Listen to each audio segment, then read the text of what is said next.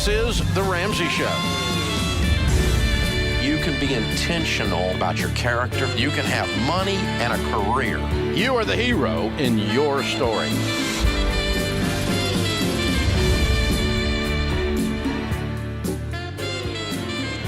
Live from the headquarters of Ramsey Solutions, broadcasting from the Dollar Car Rental Studios, it's The Ramsey Show, where debt is dumb, cash is king, and the paid-off home mortgage has taken the place of the BMW as the status symbol of choice. Anthony O'Neill, Ramsey personality, #1 best-selling author, and host of the popular online series, The Table, is my co-host today. You can join him on podcast or on YouTube to watch The Table. Listen to The Table anytime. In the meantime, he's here to help you, and I am too. The phone number is 888-825-5225. That's 888-825-5225. Aman is with us in Houston. Hey, Aman, how are you? Hey, Dave. How are you? Better than I deserve. What's up? So I wanted to ask you about the situation I'm in. So I'm deciding between a 15-year fixed-rate mortgage or to save up and buy a home in cash. So the thing is, in my religion, we have a 20% required charity. So basically, at the end of the year, any money we didn't spend from our income, 20% of whatever's left over, we have to donate to charity. So if I were to save for a house, I'd have to pay a lot more in charity, which means it would, take away from my house savings. But if I got a mortgage, that money would be an expense. So I'd have to pay less charity and put more towards the house. So with that 20% number, what would you recommend? Would I get a mortgage or save up for a house and pay in cash? How old are you? I'm 22. And what's your income? $160,000. Wow. What in the world do you do at 22 years old making $160,000? Trying to say. I'm a software engineer. Oh. No, of course you are. Yeah. Okay. You're smart. Good for you. Way to go. Okay, so what are you going to pay for this house in cash, or what are you going to pay for this house, and how long is it going to take us to get there?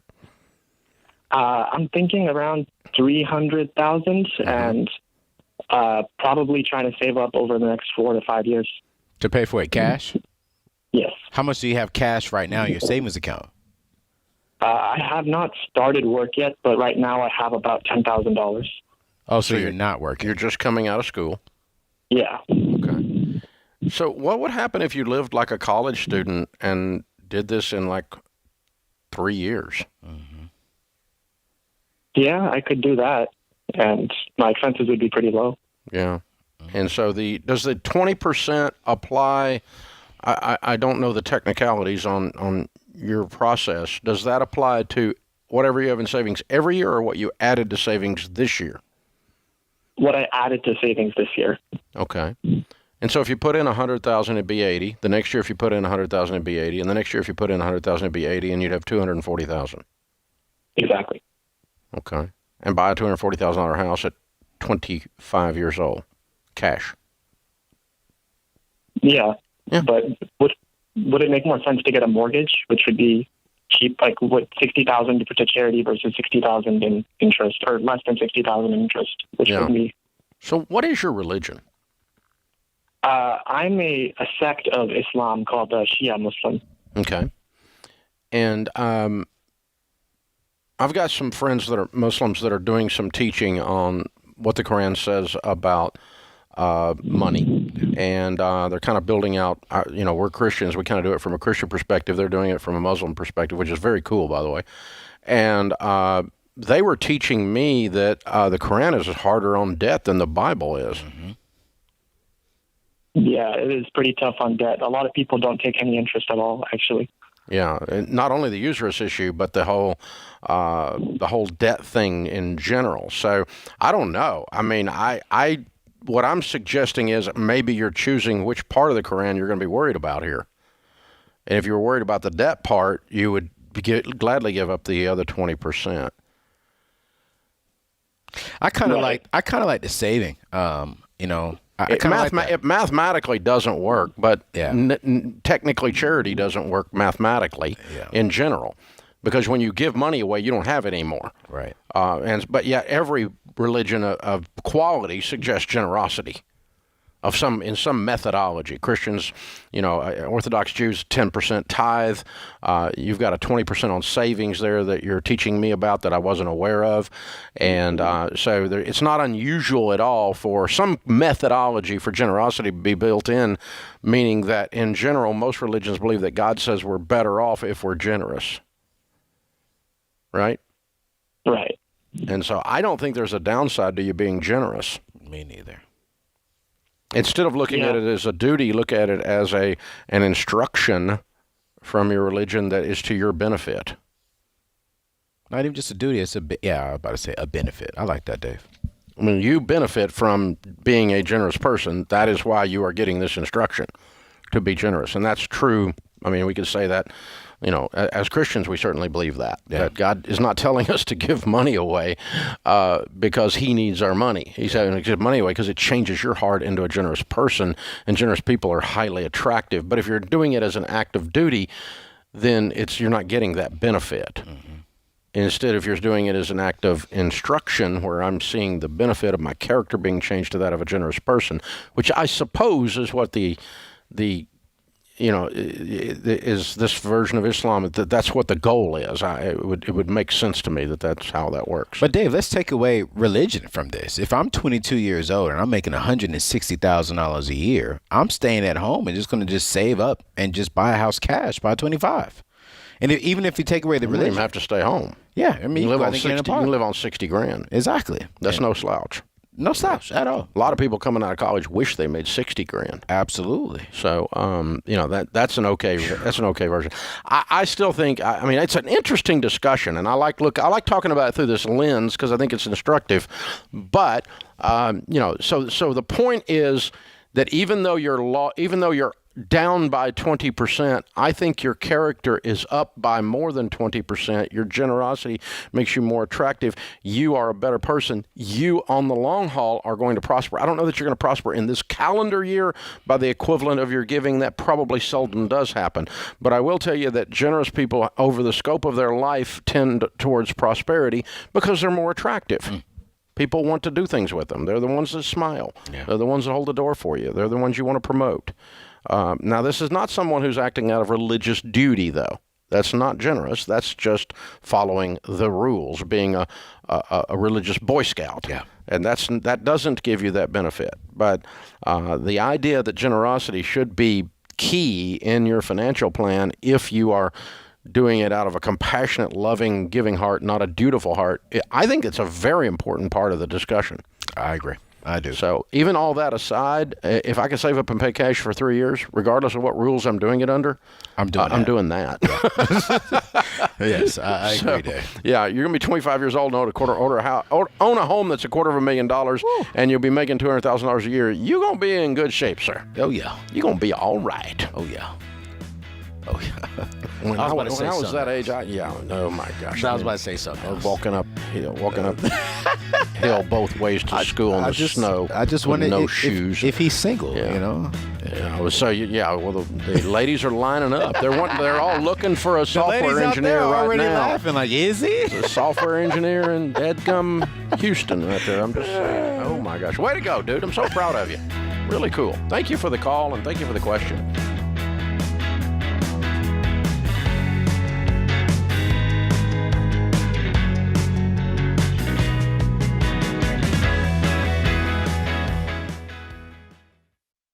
What makes our show unique is that we genuinely care about our listeners. We're intentional about choosing the best advertisers to recommend. Blinds.com is no exception. They offer high-quality window treatments at unbelievable prices, and they make it simple to shop blinds, shades, and interior shutters with easy online ordering, free shipping, and a guaranteed perfect fit. Go to Blinds.com and take advantage of this week's special savings.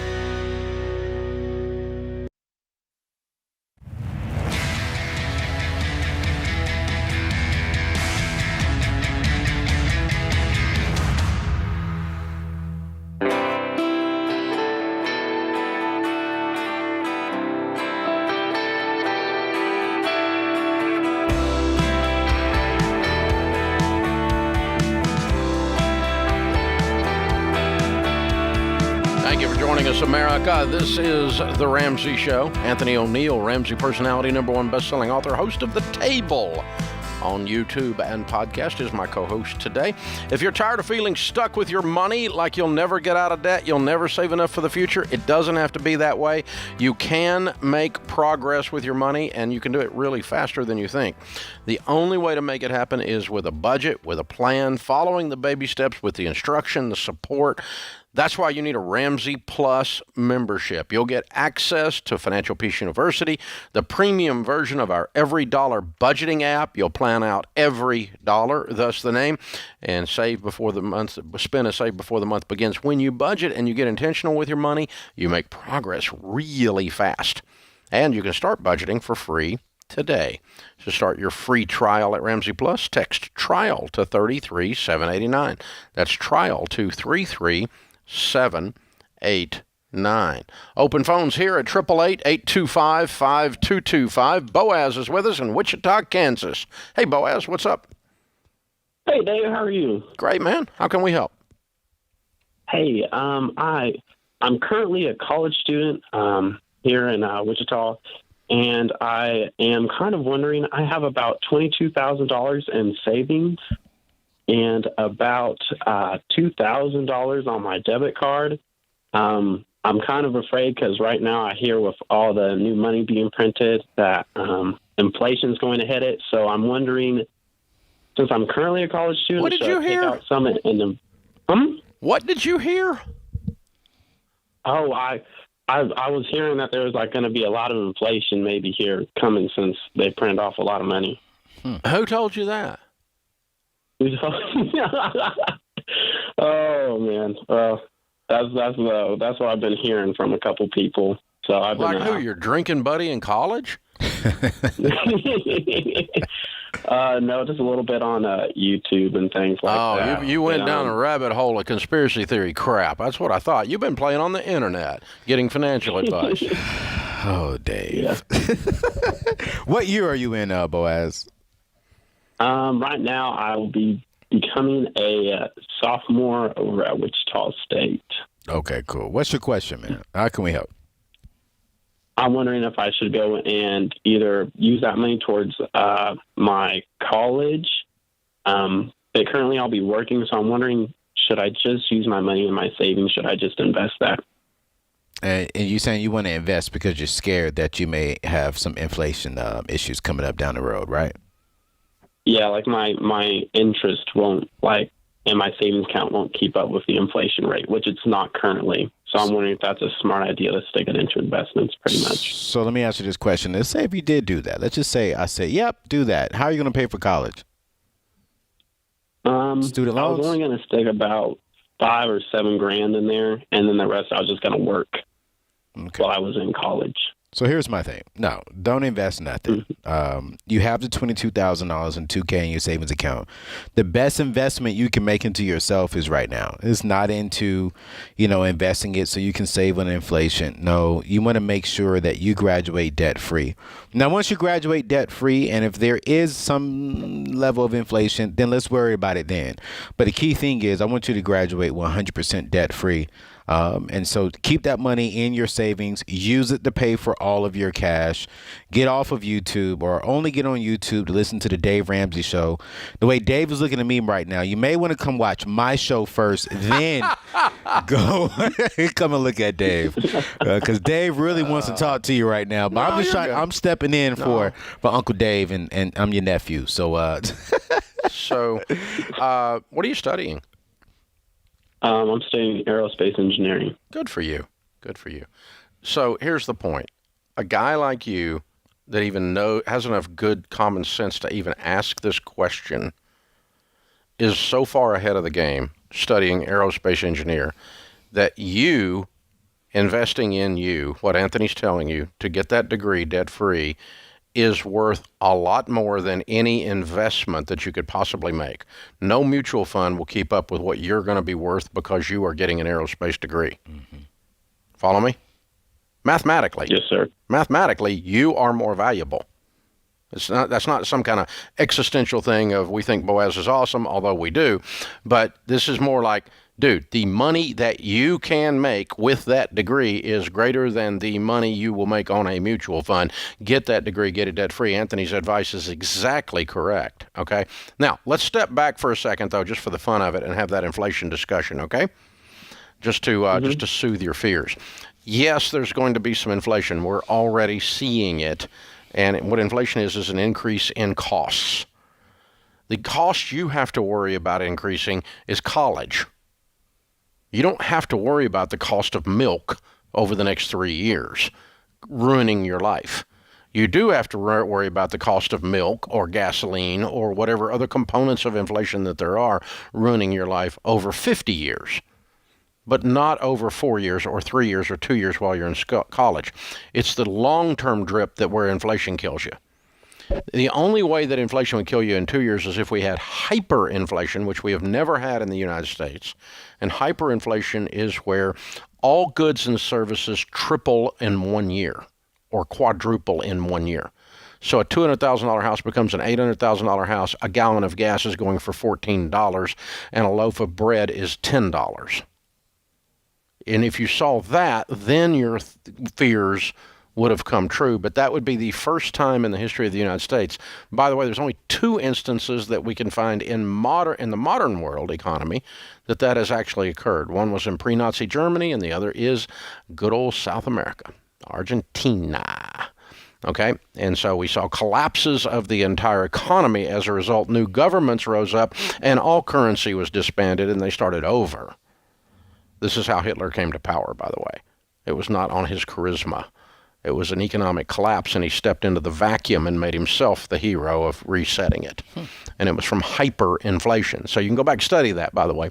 But it's an interesting discussion. The point being is, it's not going, if we have a 5 or a 10, if we normally have a 4% inflation rate, if it's 7%, which it's probably going to be, because we're seeing cars go up in value, houses go up in value, 2x4s are going up, plywood's going up, resin, you name it, copper, steel, everything's gone up because of the shortage, because there's factories were shut down. Now they're coming back after COVID trying to catch up on the supply-demand curve, and we've got an artificial inflation rate kicking up. But it is a short-term thing, dude, and it's not going to kill you with your aerospace degree. You're going to be just fine. Calm down. Quit watching cat lasers on YouTube. Gonna get you. Jason's with us in Dallas. Hi, Jason. Welcome to the Ramsey Show. Hey, guys. Thanks for taking my call. Sure. What's up? Hey, man. So I am on baby step 5, and you give great advice on 4 and 3 as far as kind of how much to save. And but our so advice on 5 is not so good. Oh, man. Jason, I feel so hurt. I feel so hurt by that. We have a #1 national best-selling book, and you're saying it's not so good. Oh, my Lord. Oh. No, I just no, that wasn't what I meant. How much should I be putting away per child or the reason it's so vague, and we just say college savings at baby step 5, because we don't know if you got a 17-year-old or 17-month-old. Right. Got it. But Jason, studies are showing from our research, and I wrote about this in my book, that for an in-state school, you need to have about $100,000 for your child to go to graduate within 4 years. Today, yeah. Okay. And you can add inflation, tuition inflation, to that, depending on how old your kid is. So where you want to send them to school, how much of the money do you want to provide, all of it or not, and then you can back into that. How old are your babies? One is 2 and one is due in 7 days. You are a great dad. Phenomenal. You are a great dad. You're ahead of the curve. So what I would tell you to do, you need a financial calculator, and you need to have a target that you're aiming at. And your SmartVestor Pro can help you with that. Click SmartVestor at DaveRamsey.com or RamseySolutions.com and sit down with them. They'll be able to calculate exactly how much you need to save once you identify this is how much we want to have 18 years from today for the brand new baby.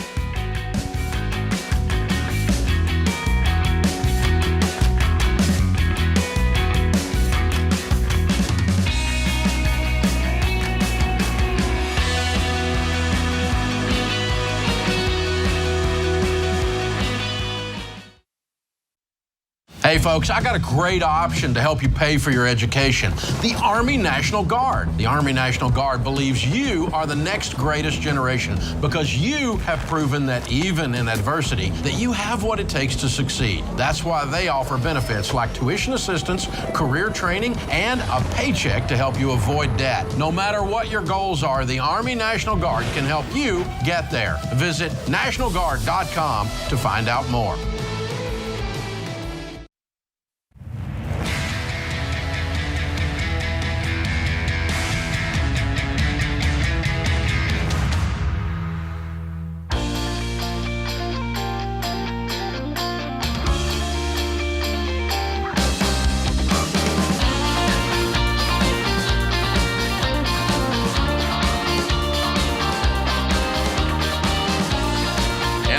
Ramsey personality, host of The Table.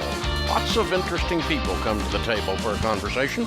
You can join them on anywhere good podcasts are played, and certainly his YouTube channel as well. There's some fun stuff there, and I will promise you this. If you watch or you listen to The Table, your level of cool will increase. Yeah, it definitely will. That's why I say come to me first, get cool, then come get the Ramsey Show does not make that guarantee. Nah. But The Table can make that guarantee. Absolutely. But you know what this is? I'm a walking dad joke. Grandpa joke. No, Dave, but we are at a table. So, I mean, there is a level of coolness on the Ramsey Show when I'm on here. When you're on here. Yeah. And humility, too. Yeah, that's it. Morgan's in Jacksonville, Florida. Hey, Morgan, what's up? Hey, Dave, how we doing? Better than I deserve. How can I help? Awesome, Dave. First of all, let me just say thanks for taking the call. A long-time listener. I grew up, my dad listened to you ever before I could even understand what finances were. So well, I'm honored. I got to finally get in. Thanks. A financial peace baby. Yes, sir. Yes, sir. And I'm about 24 years old, Dave. I'm debt-free, never had a credit card or a car payment. I bought my own used car a couple years back. And I'm currently renting a one-bedroom apartment with my girlfriend. My girlfriend and I are pretty serious, and I've actually fully funded a savings fund for an engagement ring that I plan on purchasing in the next few months and popping the question probably later this year.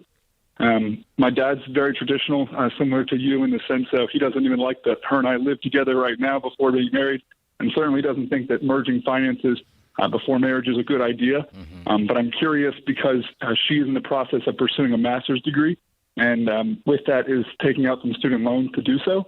And so I'm wondering if it would be beneficial for me to, once we do get engaged, start paying off her student loans as a fiance and not a husband prior to, actually combining our finances when we get married, because then, I'd be able to save money on the loans.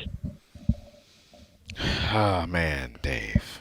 Here's the thing, Morgan. I agree with your dad. I'm traditional like your father, and I don't have any kids. So, but I think you already know that, so we don't have to go there. Here's my suggestion.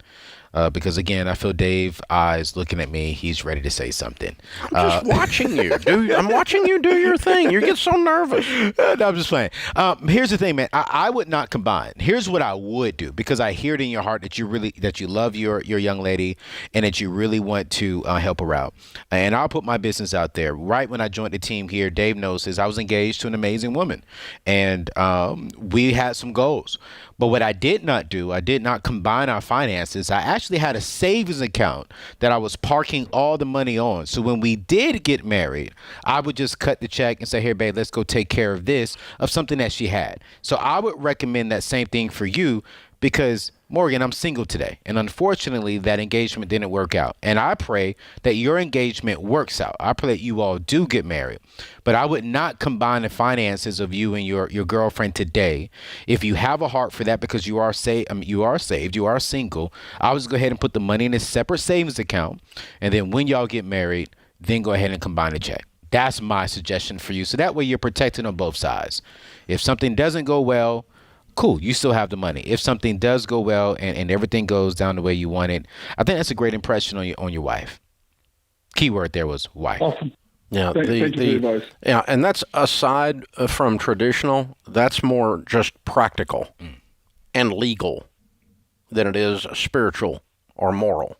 Okay, We can go spiritual or moral, but we don't, we can still answer the question through the lens that you're asking it, which is, it sets you up. Now, let me give you another one that is relational, and that is that when you start handing money to people, I don't care who the people is that you aren't married to, it changes the quality and the texture of the relationship.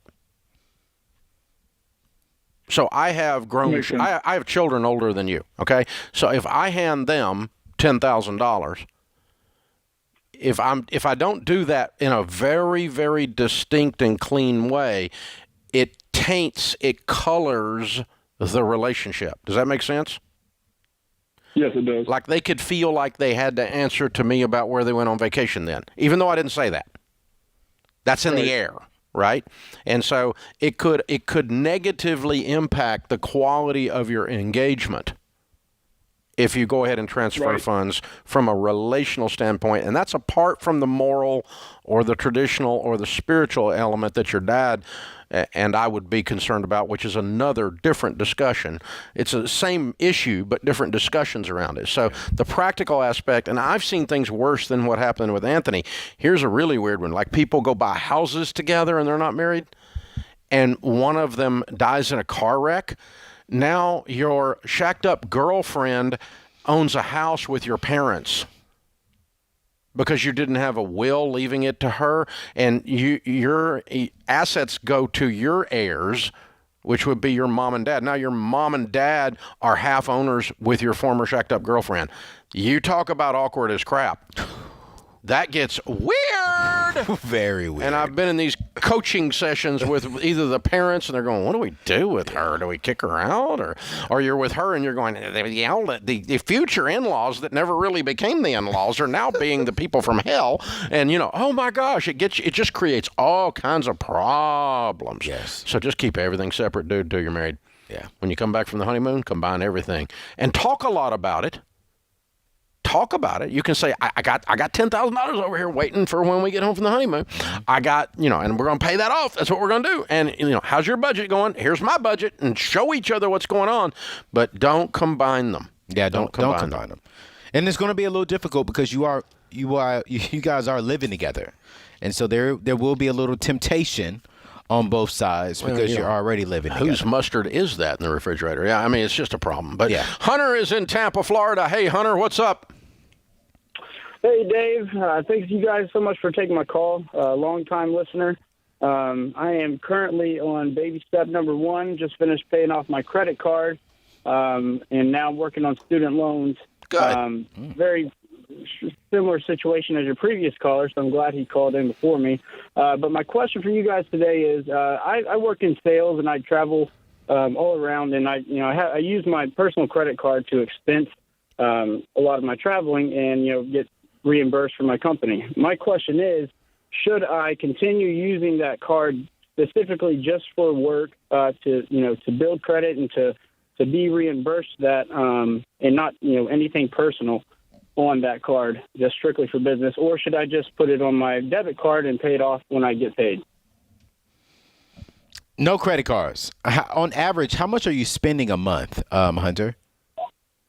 For the expenses, probably around in between $1,400 to $1,700 a month. Cool. So what I would do is I will go ahead and just put $2,000 extra into your savings account that you can just cycle through every single month. So that way you're not touching your emergency account, and then while you're paying off the debt, you have the $2,000 there that's specifically for work, and you're replacing it every time you get your reimbursement. But I would not go ahead and get a credit card because that credit card will eventually be spent on something else. Yeah. Here's the thing. Here's the thing. I definitely appreciate that. I would add a further clarification. I would do it in a separate checking account. I agree. Yeah. Open an account for your work travel. Put $2,000 in there before you go any further, before you pay any extra on your other debts right now. Let's get that $2,000 in there. Once you put it in there, obviously you're going to spend it down, and then the next month they're going to give you the money back to put it back. So you only have to prime the pump one time. Does that make sense? Yes, sir. And then you run a debit card on that. Let me tell you what this will cause you to do. It's already you kind of went just a little bit. It's going to cause you to never use this card for anything that's not reimbursable. Where with a credit card, you go, Right. well, it's not that big a deal, and it's not reimbursable, and so you'll get balance creep on a credit card that you're using for business expense reimbursement.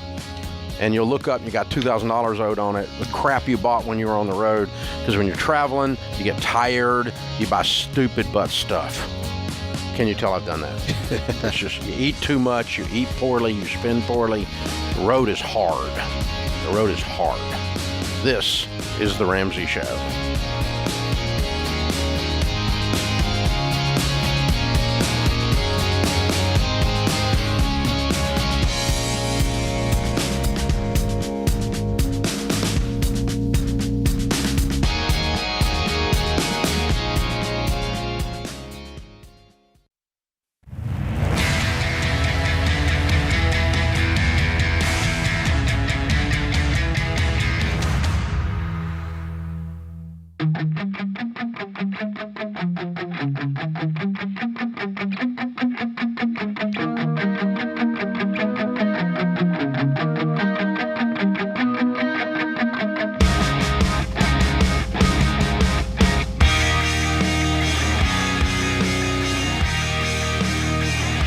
Anthony O'Neill, Ramsey Personality, is my co-host. Open phones at 888-825-5225. Brian's in Atlanta, Georgia.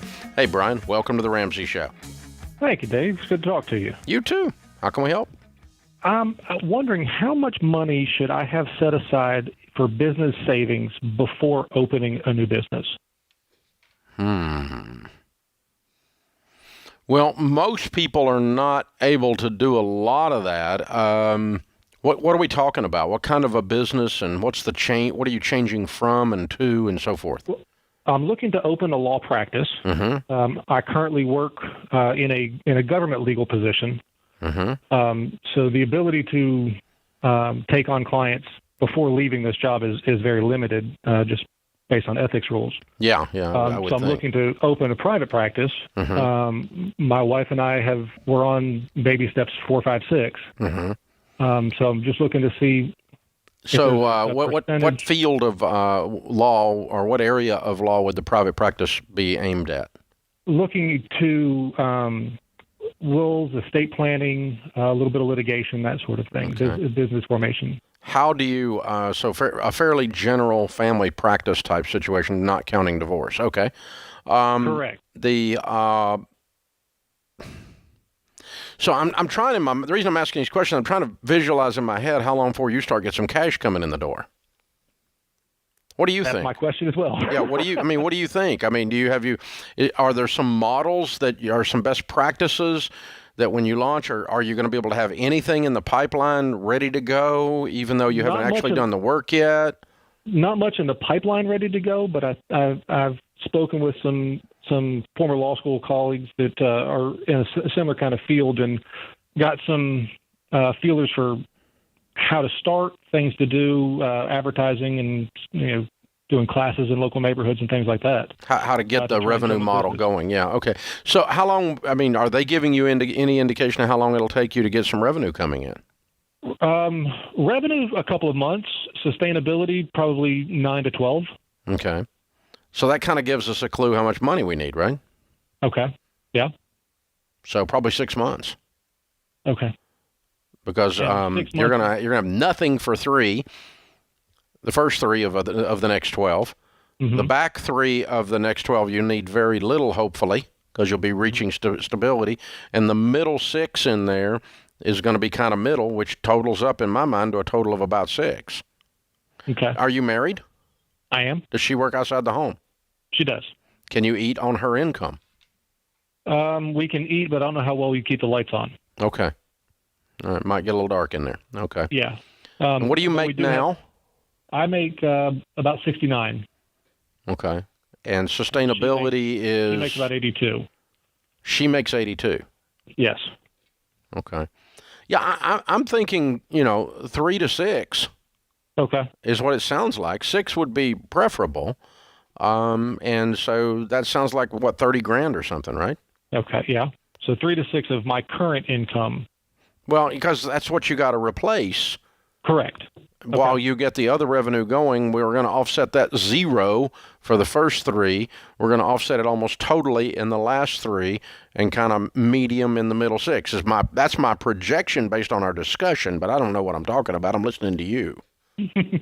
Okay. I mean, we're working this through together. You follow me? I don't have I've done this 100 times for law firms, and this is what it's going to be. I haven't. I'm making this up while I'm talking to you. So, but it's logical, and what you're saying does sound like it makes sense. You've got to get enough wills coming in, estate plans coming in, and some incorporations, some LLCs. You've got maybe some lightweight litigation that'll pay early and take a good retainer on the front end.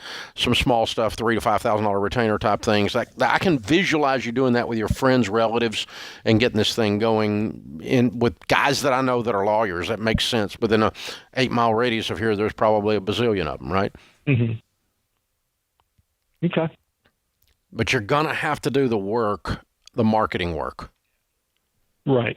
That's the big thing, the business development, we would call it, I guess, in that world. But it's still marketing. Like you said, hold the classes on wills, have a free night at the clubhouse, and people can come by and ask questions about estate planning and whatever it is you want to build up, whatever the client is you want to get in the top of the funnel and start to have them create cash. I guess the other thing you could do is just go to work for a private law firm, work there for a little while. You can make that transition more ethically and still have your own clients with you. Yeah, especially in Atlanta, Georgia, Dave. You could do that. Yeah, there'd be a lot of ways to do that, but that's another direction. But the way you're choosing, you're kind of just taking the leap. It's a little scary, but I think you'll be fine. But just commit to the marketing disciplines. That's very, very important in this. Andrew's in Washington, D.C. Andrew, welcome to the Ramsey Show. How can Anthony and I help? Hi, Dave. Great to talk to you. You too. Question about, we have a rental property that is, it's paid for, and the way the real estate market is now, I'm thinking it probably makes sense to offload that and use that profit to pay off our current home. We have a current home with a 15-year mortgage on it. So having that paid for sounds really nice.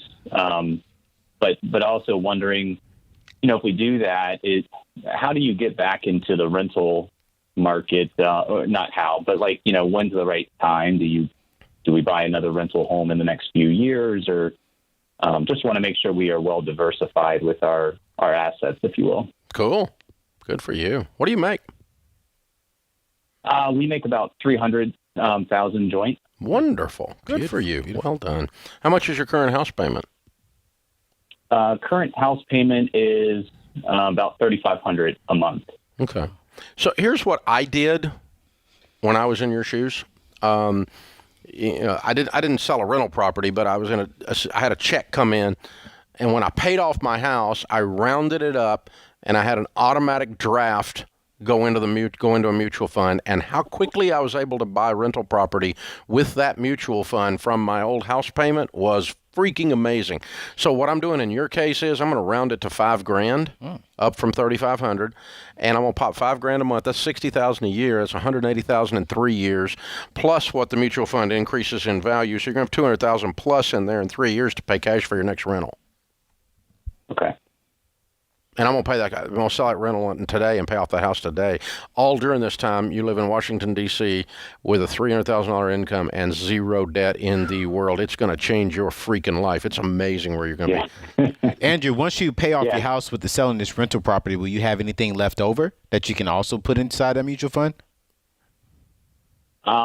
Yes. Yeah, we're contributing monthly to the mutual funds as well as maxing out 401ks and IRAs and stuff like that as well. Yeah, I'd be maxing out everything because you're baby step 7 at that point. Yep.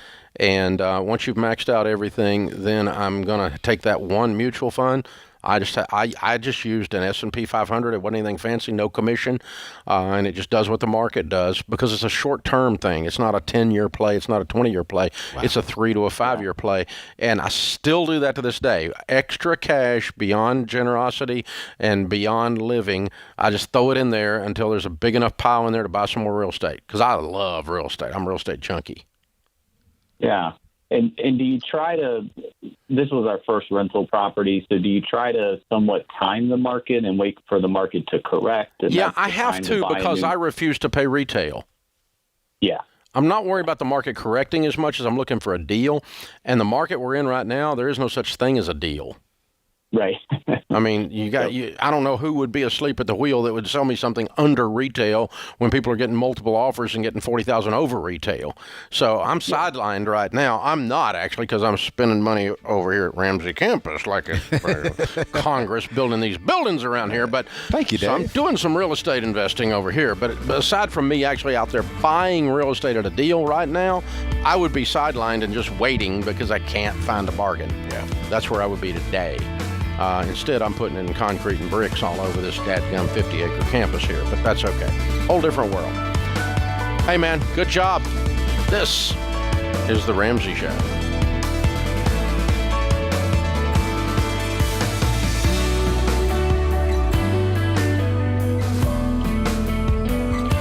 This is James Childs, producer of The Ramsey Show.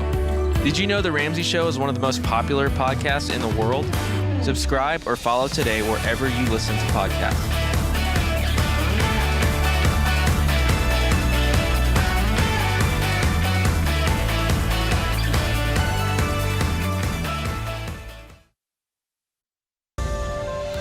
This is The Ramsey Show. You can be intentional about your character. You can have money and a career. You are the hero in your story. Live from the headquarters of Ramsey Solutions, broadcasting from the Dollar Car Rental Studios, it's The Ramsey Show, where debt is dumb, cash is king, and the paid-off home mortgage has taken the place of the BMW as the status symbol of choice. Anthony O'Neill, Ramsey personality, host of The Table on YouTube, and as a podcast is my co-host today. Open phones at 888-825-5225. That's 888-825-5225.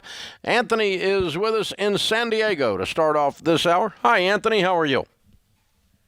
Dave, how's it going? Thanks for having me on your show. Our pleasure, sir. How can we help? So I've got a lot going on right now, for sure. I feel like I'm ready to live in a box and get out of debt because it's so much stress and anxiety all the time for me.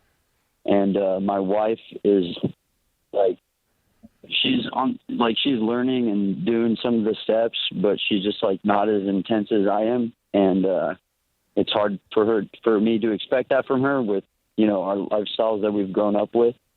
And so I just said, I'm not sure how to get her on the same page as me.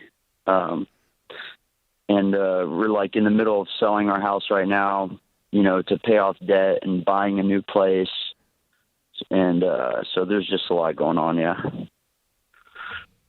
I'm confused as to what your question is. Give me an example of what's going on where you're struggling. Sounds like you're on the same page you're selling the house, right? Yeah. So where is it you're not on the same page? So, I mean, I have a kid, he's a year old. Somewhere we're not on the same page is selling the truck and a fifth wheel that we have. We have a loan for $60,000. I mean, I wish I knew about Dave Ramsey a year ago before I made all these financial decisions. But basically we bought a truck and we bought a fifth wheel. Fifth wheel's at $40,000, and then the trucks are on $60,000 for loans. So $100,000 on these two items, and you want to sell them and she doesn't? Yeah. Okay. Why does she not want to sell them? She thinks you're going to pay them off quickly? Yeah, she thinks that we can. It's because we're selling our house, so the only smart thing I've ever done with my money is that when I got here in San Diego, I bought a house right away back in 2016. So how much are you going to make on the house when you sell it? I'm going to walk away with $165K. Okay, but you're going to go buy a cheaper house?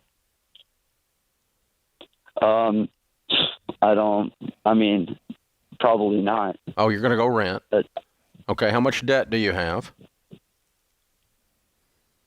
So I have the $100,000 in loans, and I have $73K on credit card debt. And what's your household income? So I'm in the military. I make like $100K a year, 110, and then we rent out a room. So does your wife work outside the home? 16. No, not right now, but she wants to pick up a job. She'll probably be making a couple $1,000s a month. How old are you guys? 25? 26. Okay. How old is your wife? She's 27. Okay. All right. Okay. Here's just some common sense, okay, for both of you. Yeah. And it's not a matter of intensity, and it's not a matter of who's right or who's wrong. When you own stuff with wheels and motors that totals more than half your annual income, and it goes down in value very, very quickly, it is very difficult to win financially. Yeah. And so you have a bunch of crap you can't afford, even if you paid it off. Yeah, I mean, it's just hard to convince her because, you know, I get a steady income and like... Yeah, but your steady income is not enough to justify $100,000 worth of pickup and fifth wheel when you only make $100,000. You're going to lose $20,000 a year on this little get up while you're making $100,000. It's going the wrong way at a faster pace than it needs to with your income. If you made $400,000 a year, you could justify this if you paid it off quickly. But so I would not take the house money and pay all of this off. I'd take the house money and pay off the credit cards, and I'd sell these two dadgum things and buy you a car with the house money or a truck with the house money that you pay cash for. And the total of all your vehicles with wheels and motors needs to be less than $50,000. If you want to win with money. Now, if you want to go around and be stupid and normal's everywhere. That's a long line to get in. Yeah, I mean, I understand that. It's just been tough for me to relay that to Well, it's a simple math thing. It's not an emotional thing. It's not a you're right, she's wrong thing. It's a, honey, when we bought this, we were stupid.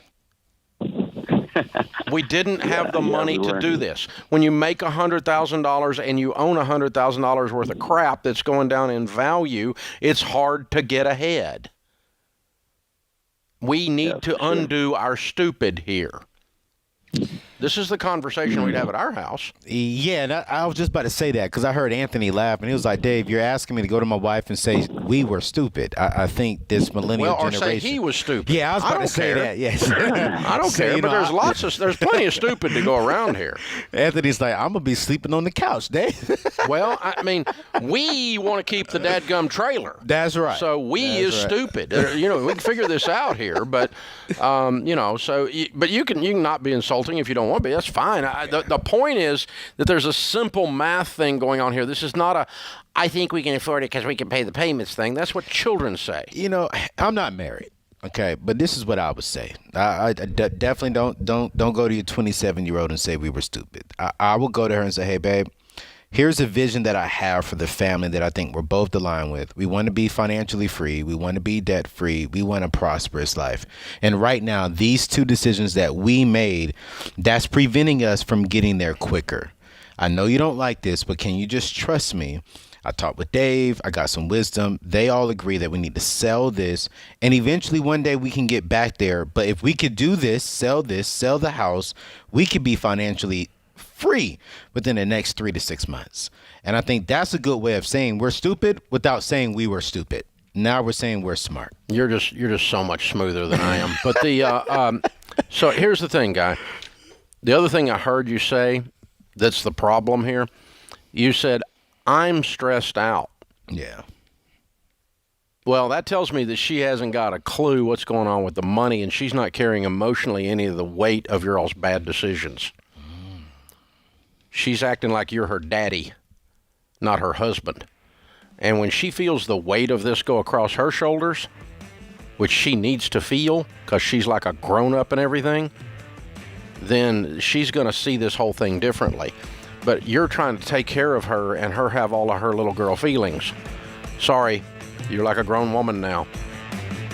And grown men own up to when we do something stupid. I've done plenty of stupid. I made a reputation with it.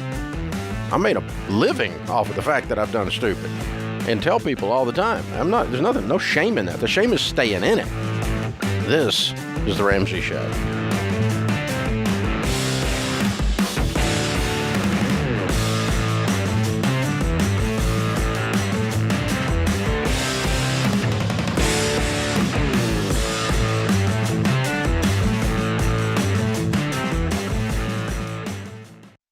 Stop paying your overpriced wireless provider and switch to Pure Talk. They use the same network as the larger providers for much less. For just $30 a month, get unlimited talk, text, and 6 gigs of data with no contract. The average family saves over $70 a month by switching to Pure Talk. Just go to puretalk.com and enter the promo code Ramsey to save 50% off your first month. Pure Talk, simply smarter wireless.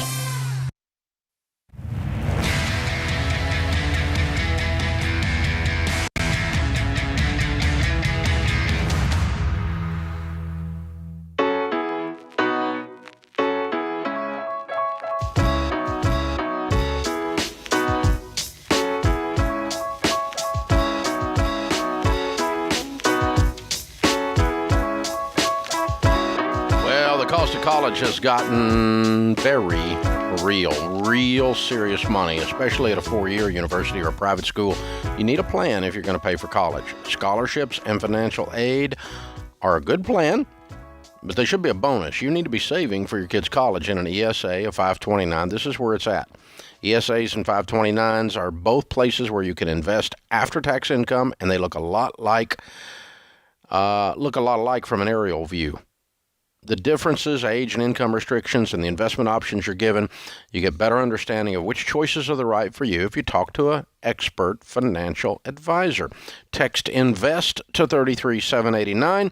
We'll connect you with one of our vetted SmartVestor pros so you can get a trustworthy investing guide. Text INVEST to 33789. Our question today comes from Blinds.com. Find out for yourself why Blinds.com is the #1 online retailer of custom window coverings. You get free samples, free shipping, and with the new promos they run every month, you'll save even more. Use the promo code Ramsey to get the best possible deal. Dave, this is a pretty dope question, and it comes from Sean in Missouri. Sean says, I'm 21 years old and currently make $31,000 per year at his job. I've been able to complete some college courses in the evening, but it's challenging to keep up with school while working full-time. I have a plan that would allow me to work a part-time job during school and graduate still without loans. Is moving to a part-time job worth the risk, or should I keep my full-time job and continue with college courses part-time? My vote is do what you got to do to graduate debt-free. If you can do that with a part-time job, great. If you have to work a full-time job, do that. The key thing is not graduating fast. To me, the key thing is graduating without student loans. Amen. That will cause you 10 years later to be ahead of the goobers that are saddled with student loans around their necks. Mm-hmm. And so the other thing is this. The question changes, Sean, is depending on what you're studying and why you're studying it. If you're getting a degree in left-handed puppetry, quit college and keep working. If you're getting a degree in digital security, then get through school as fast as you can. Pay whatever price you got to do with no debt, and get because you're going to get out there and you're going to make more money as a result of the schooling. All education is not economically profitable. Some subjects are economically useless. So be studying something that causes your dadgum income to go up. You make 30 grand, be out there making 60, 80, 100 when you come out, and then it's worth working your butt off at the part-time job and leaning in and getting through the school real fast. But what you're studying matters. Yes. And where you're going to school matters, because it's how fast you can pay for it and pay cash for it. Yeah. So very, very good question. I agree with you, Anthony. That was a great thing. So the problem, Anthony, and you've done so much work in the student loan sector, And, our Borrowed Future podcast has had millions and millions and millions of downloads now. Yeah. And you're kind of the star of that show where we talk about the epic failure that is the student loan world. But part of the backlash against higher ed for going up so much in cost and against the student loan debacle is to say no one ever should go to college.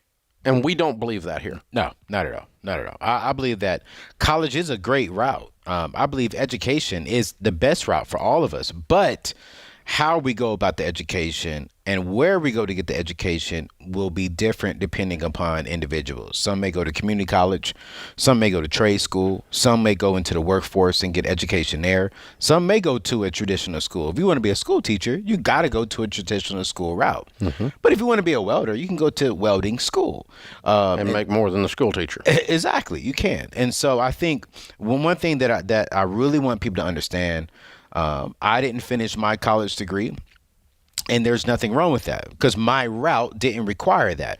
But I'm still getting educated every single day within my space. And so I think the key thing that I'm telling young people, and even not just young people, Dave, all people, is identify where you want to go. And Ken Coleman teaches this, who is our career expert. Once you identify where you want to go, then backtrack and see what's the best route for you to get there. And then if it is school, then cool, great. We'll help you get there 100% debt free. But here's the thing, Dave. Study shows that out of 3 kids who go off to college, only one of them is going to graduate. Only one. So my thinking is step back and realize. Well, you need to have a plan. Yes. Yes. And, the university that our kids went to, I've told the story 1,000 times with Denise sitting in our oldest. I went to the parent orientation with the kid, and I'm sitting beside the freshman, and they were all braggy. They were all jacked up. They were all so happy at the University of Tennessee that they had a 54% graduation rate. I said, wait a minute. If she gets a 54 on a test, you're going to call that an F, right?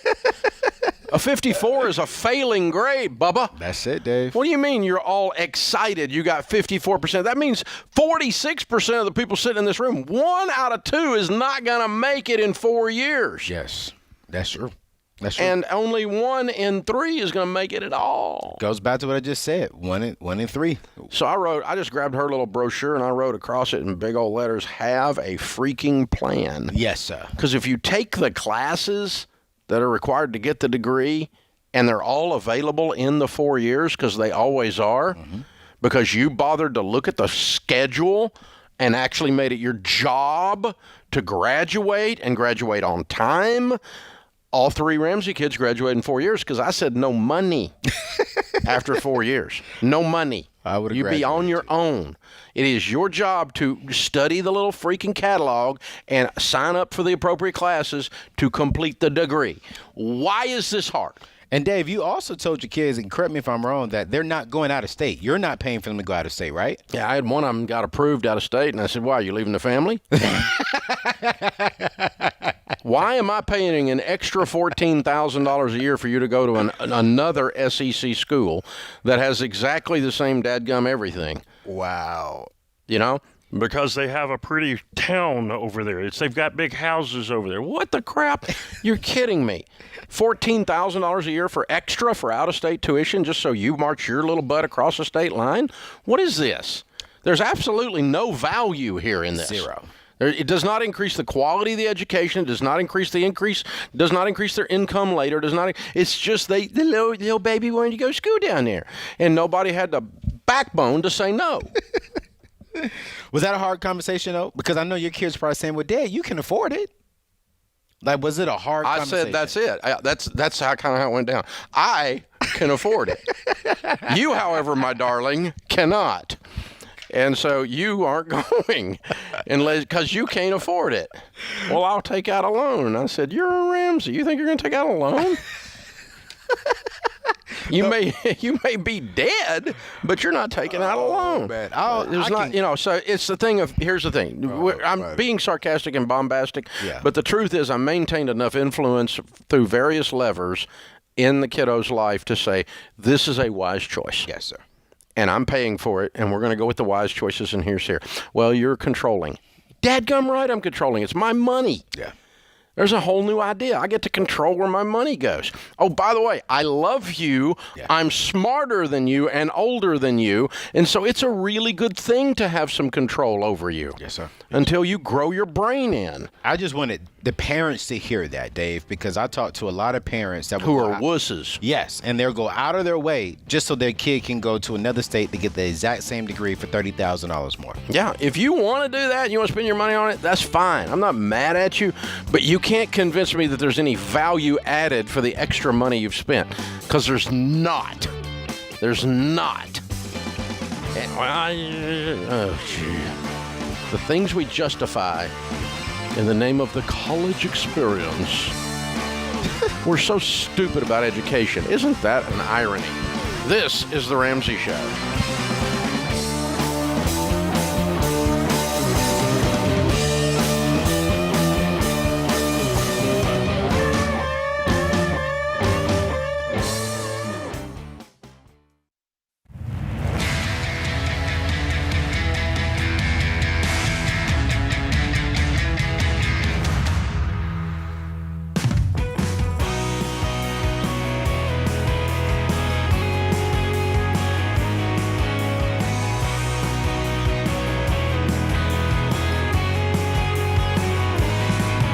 In the lobby of Ramsey Solutions on the debt-free stage, Tyler and Lindsay are with us. Hey, guys, how are you?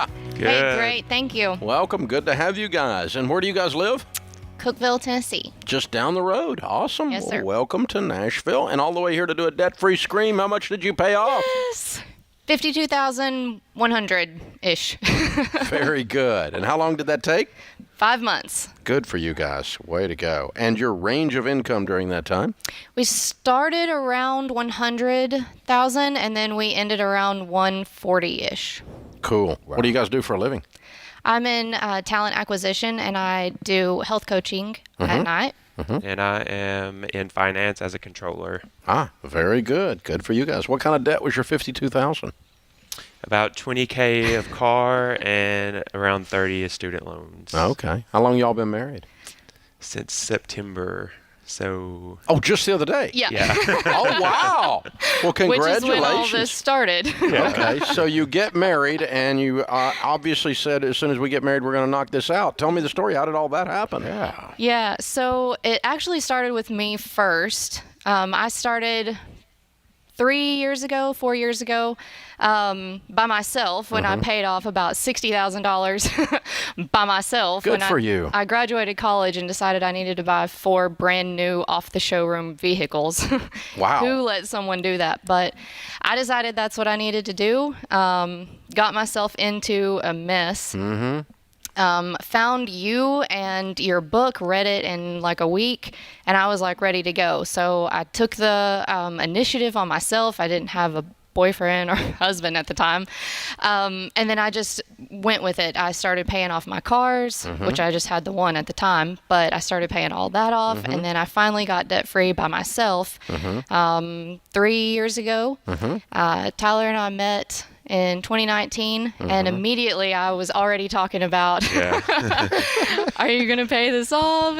What do you do? Like all of those things. I like her, Dave. I like her. She's really romantic on a date, isn't she? I know. It was, I'm sure I was pretty annoying at first, but... Wasn't that annoying? He married you. Yeah, he married me, which I remind him of that every day. You married me. I didn't get the full lectures, but it was close. I just worked it into conversation that I was debt free and I was saving for a house, all of that kind of thing. And then it just kind of went from there. Yeah. We just started talking about it and we were just open with each other. He had the debt.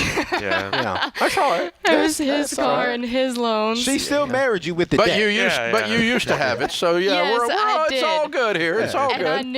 I knew that there was a better way. Yeah. I just needed him to see the light, and somehow. So Tyler, how far into her talking about this did you kind of go? I think that might work.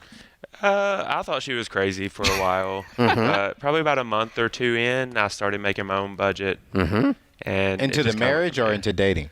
into dating. Okay. Well, I don't even know if we were dating at the time. Yeah, I think we were. So into dating. Okay. So about 2 months or so. Okay. He had his budget, I had my budget, and then we like talked about it. So it worked out really well that we were open about that. And then we knew that whenever we got engaged, which we got engaged here in Nashville in March of 2020, the weekend before the world shut down. Yeah. Wow, what an engagement. Yeah, it just worked out perfectly. But we talked about it that our whole engagement. We knew that we were going to start a budget together. We kind of did a fake budget, if you will. And then once we got married, we came back from our honeymoon, put our accounts together, and Game on. Went after it. Yep. Game on. And 5 months later, you're done. Just ding, ding. Yeah, it just seemed to work out. Yeah. We thought it was going to take about a year, and then different things just started happening and lining up, and here we are. Yeah, very good. So, Ty, let me ask you this question. You meet this amazing young lady, and she says, hey, listen, check this out. If you want to marry me, pretty much you need to be debt-free or have the mindset. What was the most difficult thing throughout that whole journey, starting 3 years ago, and then when y'all got married, the last 5 months? What would you say will be the most difficult for you? Probably not being able to spend what I want to spend. Having to keep close to the budget and actually having to talk about what we're spending on. So I went. The accountability. Yeah. Ding, ding. Yeah. So last year I went viral because I told some people, date on a budget. So were y'all dating on a budget? Yeah. Yeah, pretty well. We each had our own budgets, so I didn't want to do anything that was going to mess mine up, and at that point, he didn't want to do anything that messed his up. So it really worked out. It was a blessing for sure. That's so good. I like y'all. Well, dating on a budget doesn't mean not doing anything. It just means doing it on purpose. Yeah, but Yeah. they said but I you was went cheap. viral because you were cheap. Oh my gosh. Yeah, Is that what they said? Is that what the viral community said? Yeah, they said I Well, was you're just broke. on, Twitter's trolls. There's nothing on there but trolls anymore. Did y'all No, have that's cheap true. dates or did y'all have fun dates? A little bit of both. A little bit of both. I yeah. don't like to go extravagant, so I wouldn't go drop $100 on a meal or something like that. But we've done it since. Yeah, you can afford to now. Now you're out of debt making 140. Ding, ding. Come on now. All right. So, what do you tell people the key to getting out of debt is? You've both had you've had a journey together, and Lindsay, you had a journey on your own. What's the key to getting out of debt? Yeah. My thing by myself was just staying on the budget. My thing in a marriage is first, be on the same page. Second, be on a budget. And third, just know what you're going after. You can't hit the goal if you don't know what it is. Yeah, I would say the teamwork and watch where your money goes. Yes. It's really eye-opening to see where your money goes. Yeah, it is. If you're not on a budget. Especially when you see the eating out budget is Yeah. like $1,000 in a month. What the world? What in the where were we eating? Yeah, where did all this go? Who knew Fazoli's was that? Yeah. Yeah, way to go, you guys. I'm so proud of you. Who were your biggest cheerleaders outside the two of you? We have really good families. I have a couple really good friends that have been trying to get me on this path a long time. And then now that I'm on the path, they are still on my team. So I have a lot of really good friends. I That's think cool. he does too. Very cool. That Good is for you awesome. guys. Well, we've got a copy of The Legacy Journey, which is definitely the next chapter in your own story. Become extremely wealthy and unbelievably generous. So proud of you. Well done. Also got a copy of The Total Money Makeover, an extra copy that you can give away to someone and help them on their journey. Pay it forward. Get it started for them. Way to go, you guys. Thank you. Very cool. Very good stuff. Tyler and Lindsay from Cookville, $52,000 paid off in the first 5 months of their marriage, making 100 to 140. Count it down. Let's hear a debt-free scream. 3, 2, 1. We're debt free.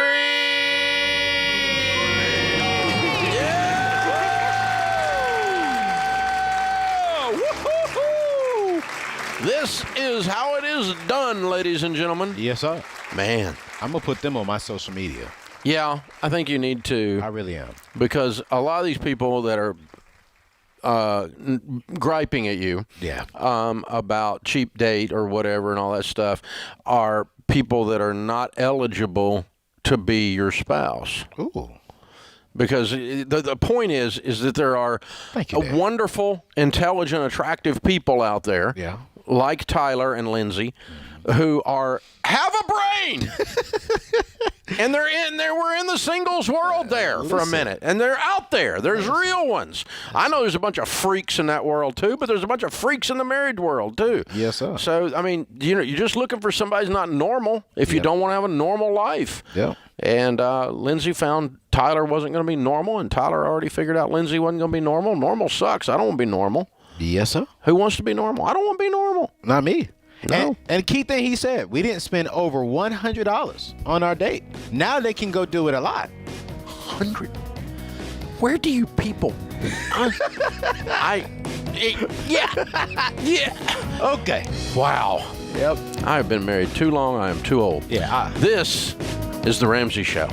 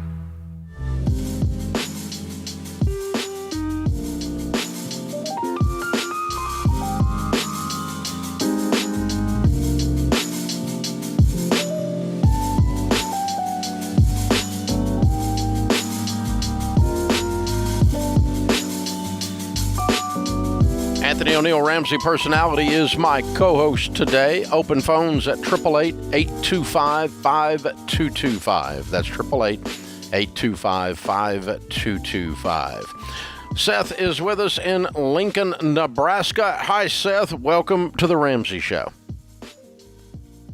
Thanks for having me, Dave. Our pleasure. How can we help, sir?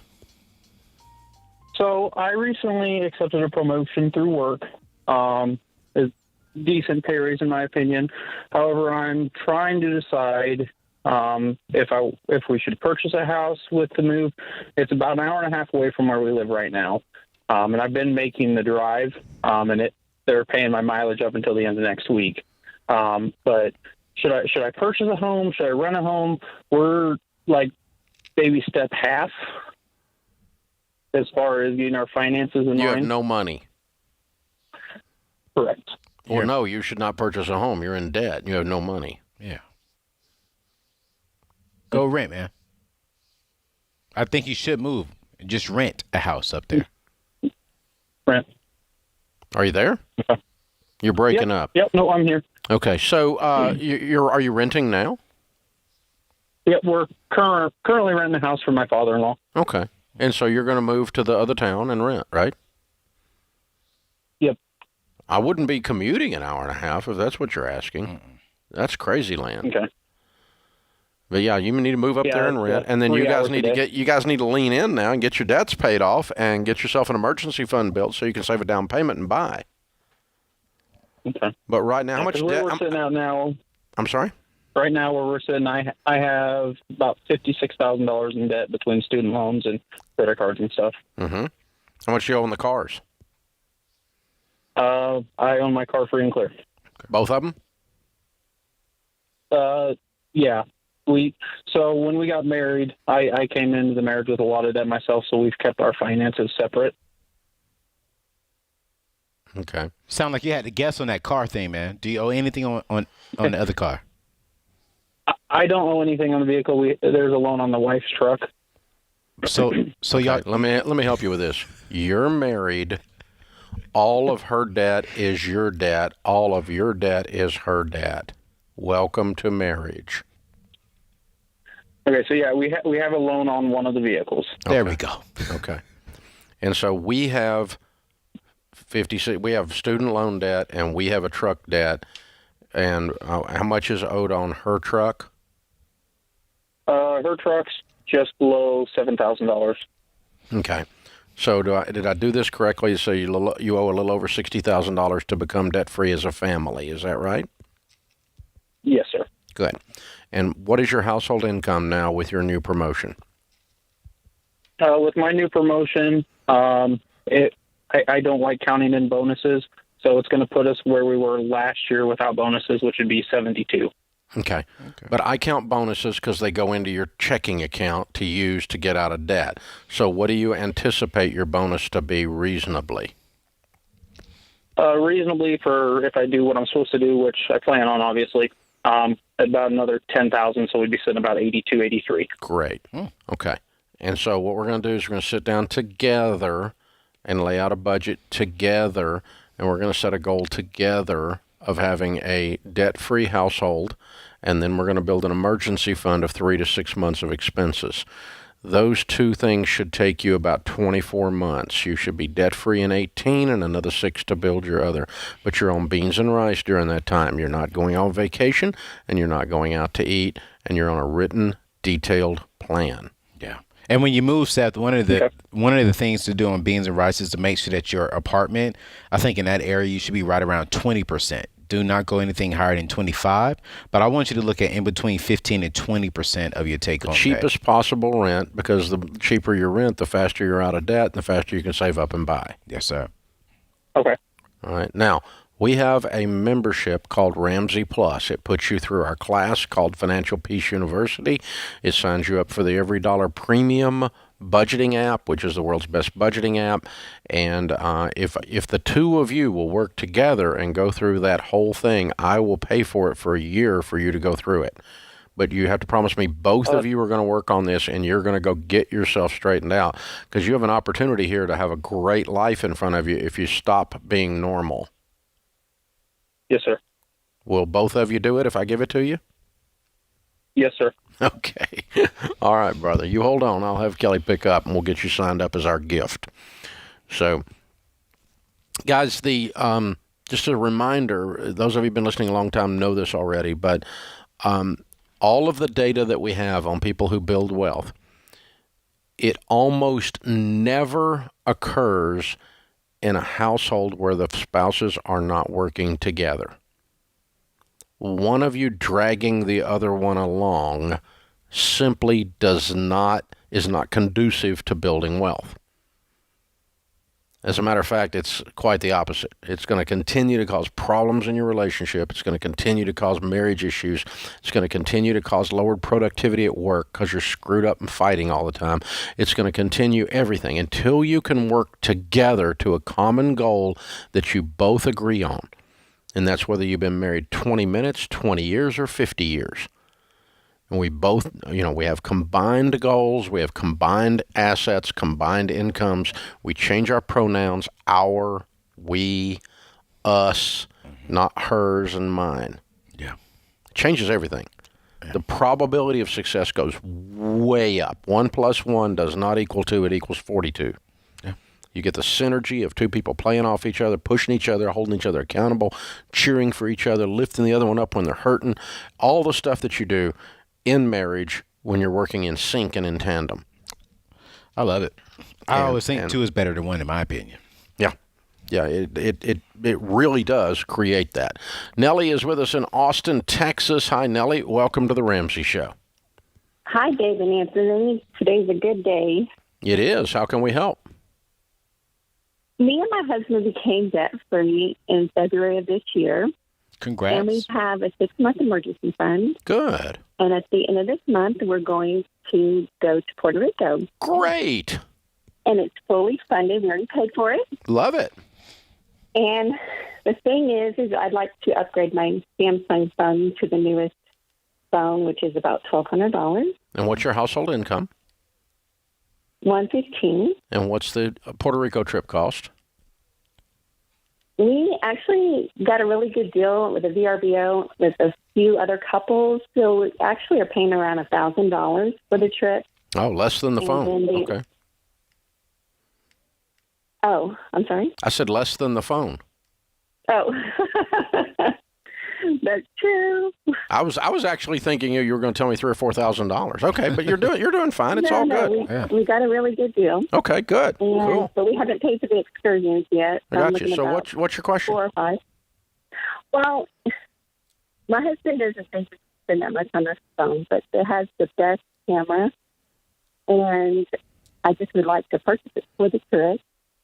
And I just wanted your permission that you make $115,000. You're debt free. $1,200 isn't anything. What does he get? It's not a need, though. It's just a want. Yeah. But if you want it, you can afford it. You want it. Yeah. I do want it. Yeah. Now, Nellie, you can't wait until your contract is upgradable and you can get a discount on it?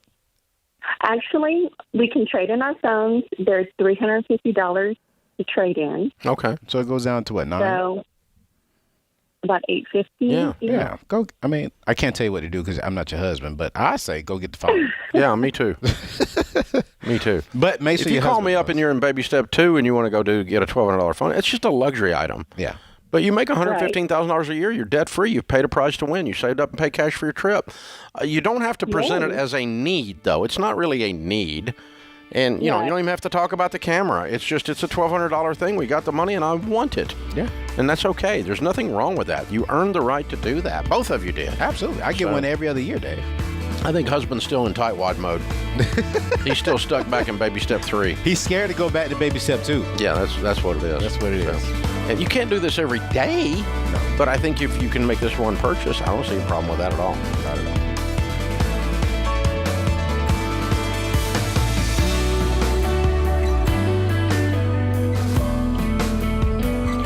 Hey, it's Kelly, associate producer for The Ramsey Show.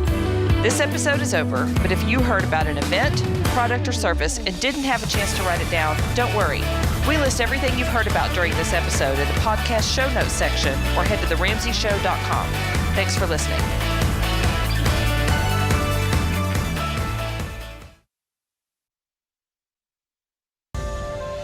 This is The Ramsey Show. You can be intentional about your character. You can have money and a career. You are the hero in your story.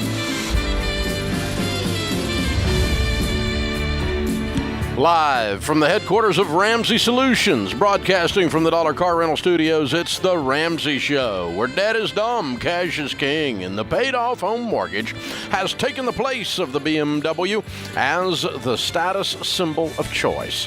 I'm Dave Ramsey, your host. This is a special edition of The Ramsey Show where we call on everyday millionaires to call in. If you are a millionaire, you have a net worth of $1 million or greater, regardless of how you got the money, I want you to call in and tell us your story. I'm going to interview you. In other words, we're going to talk to wealthy people, real wealthy people, not people with a political agenda, not people who were trained by a socialist professor on a socialist college campus, not people who vote improperly, not your broke brother-in-law with an opinion, not some blogger living in his mother's basement, but real people who have built real wealth or inherited real wealth, wherever you got it. So we're going to ask them how they became wealthy, how much wealth they have, and learn a little bit about them, with the idea being that you then, if you have not yet attained the level of wealth that the people you're listening to have, could possibly do some of the things that they did, which would give you a probability of joining their ranks. It turns out if you eat what skinny people eat, you're very likely to be skinny. It turns out if you do what successful people do in 60-year-old, 50-year-old marriages that are happily married, that you will join them someday. If you've been married 14 times, I hope this one works for you, but I'm not reading your book on marriage. I don't want your opinion. If you have a keg and not a six-pack, I don't want you as a personal trainer. I already have a keg. I don't need another one of those. I need someone to show me how to get rid of my keg and trade it in for a six-pack. This is not hard, folks. Find folks that are winning at something and emulate, steal their habits, character qualities, and processes and use them, and you get to join them. This is called best practices. So we're talking to real millionaires on an everyday millionaire theme hour. Now, for those of you who are newly initiated, a millionaire is not someone that makes $1 million a year. You can make $1 million a year and not have $1 million net worth because you blow it all.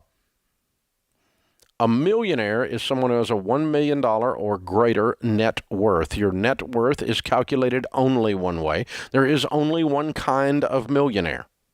You don't need to say net worth millionaire because there is only one kind of millionaire. A millionaire is someone who has a net worth of $1 million. What you own minus what you owe equals your net worth. Your assets minus your liabilities equals your net worth. Jay is in Tucson. Jay, what is your net worth? Hi, Dave. We're about at $2.2 million. Awesome. Break that down for me in the mix of it. Is it 401ks, real estate? What'd you do? Yeah, we've got our personal residence is paid for. It's worth about $650,000. We've got 401k at our current employers. That total is about $200,000. Our traditional IRAs are at about $1 million.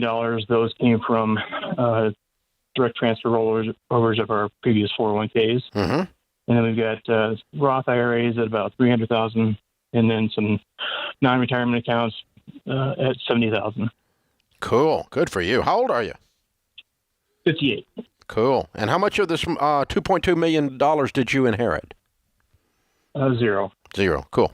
And what has been your average, or not your average, your range of working income, your household income from worst year to best year since you started this whole process?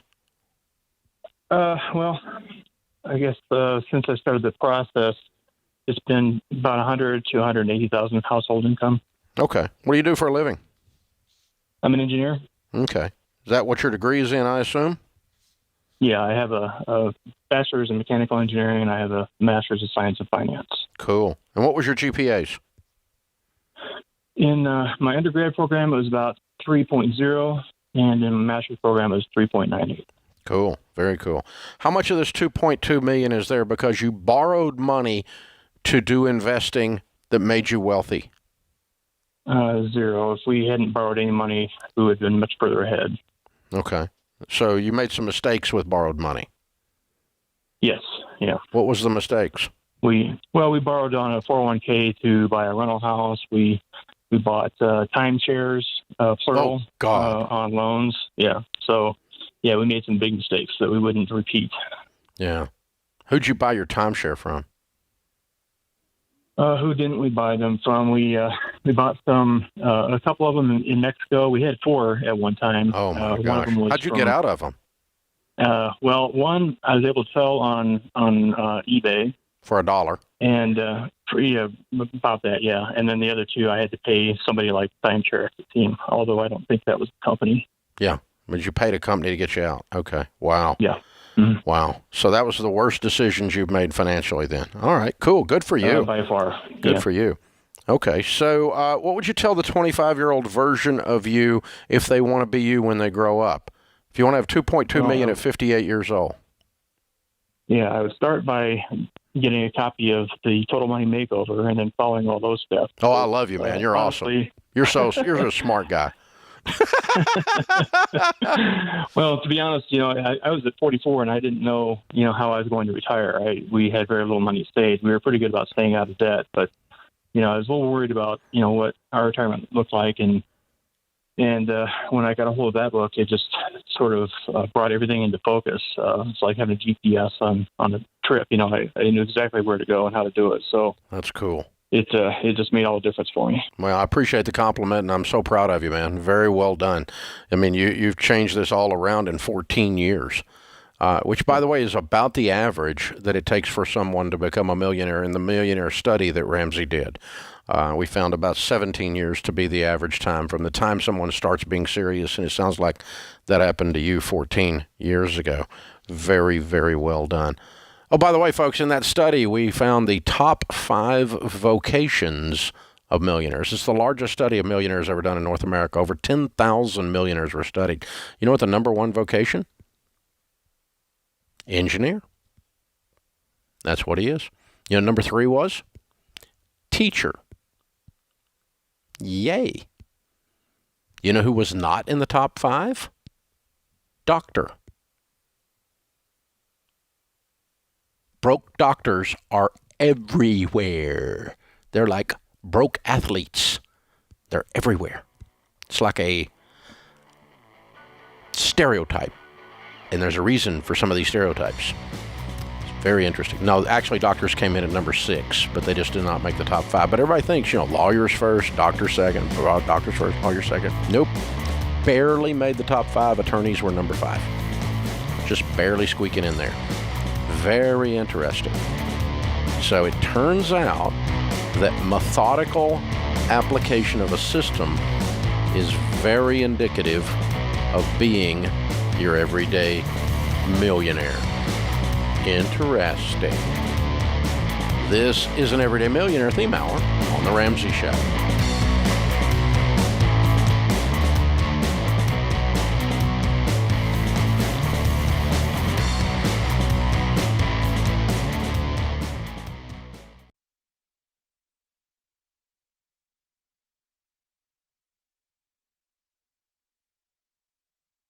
Life is full of firsts.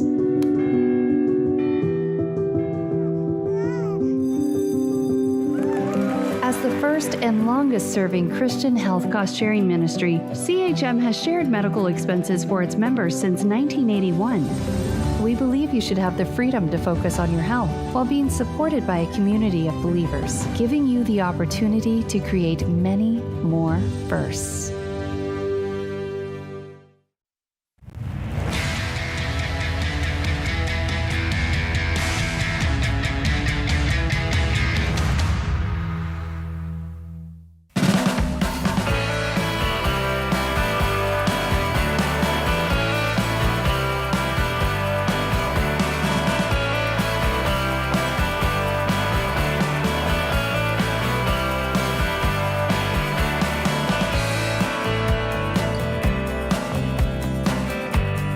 It's an Everyday Millionaires Theme Hour. We're talking to real millionaires, people with a net worth of greater than $1 million, asking about them, how they did it, what they look like, where the money comes from. Because there are great lies in the land. There's mythology in our culture. People are telling you all the time that want to control your life and so tell you that Washington is going to supply your needs, your wants and your dreams. They want to tell you that the little man can't get ahead, and yet the proof is in this actual statistical data that says the little man can't get ahead. All the wealthy people have inherited their money. Almost none of them did statistically. 93% of America's millionaires are not millionaires because of inherited money, based on the largest study of millionaires ever done. Airtight research. The research methodology on this study is airtight. By the way, 1,000 people studied would be statistically significant. There are only 15 million millionaires. To study 10,000 of them is unheard of, but we did that to shut up the left-wing liberal critics who want to say that government and socialism is where prosperity comes from. It does not come from there. It comes from the sweat of your brow and your personal habits and your character and your steadiness and your processes that you use to build wealth. That's where wealth comes from. That's where prosperity comes from.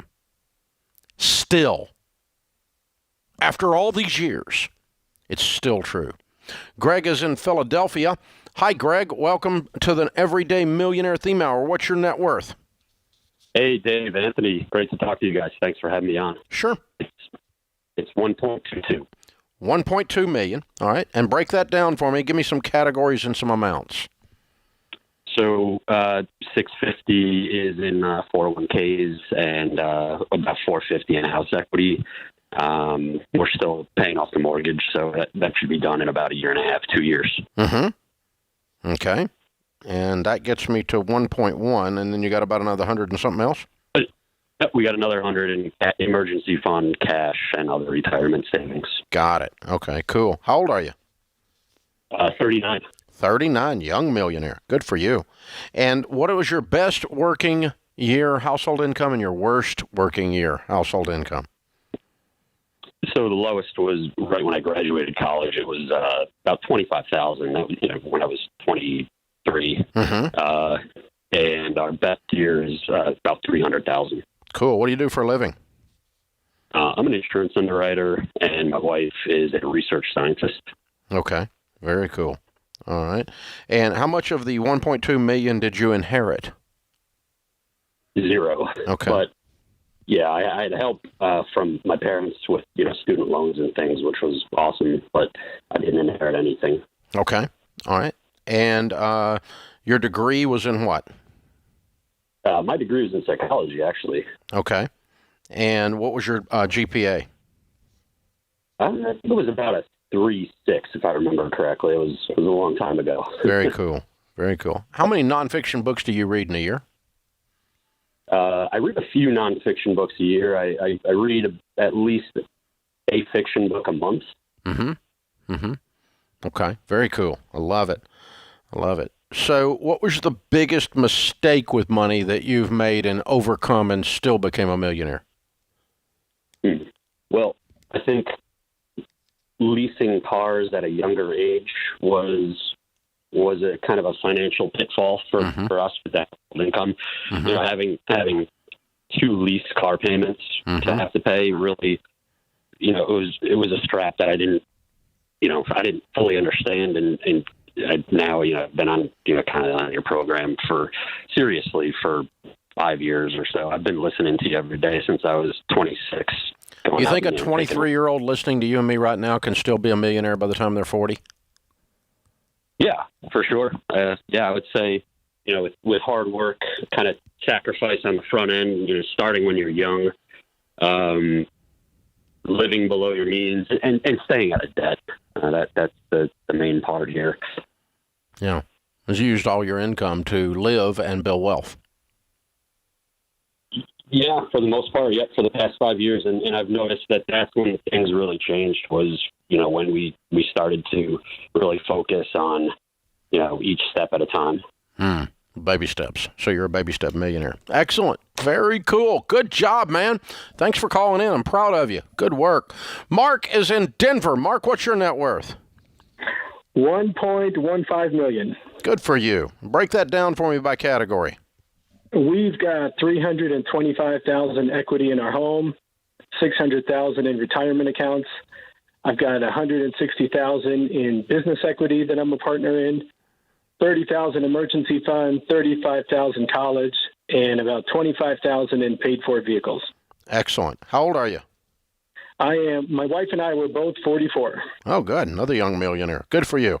What was your all's worst household income year and best household income year since you started? We both started from the absolute bottom at somewhere $25,000, $30,000, and worked our way up from there. And the best income, our average income the last couple of years has been, I think, about $150 a year. This last year, we made $240. Wow. Good for you. What do you do for a living?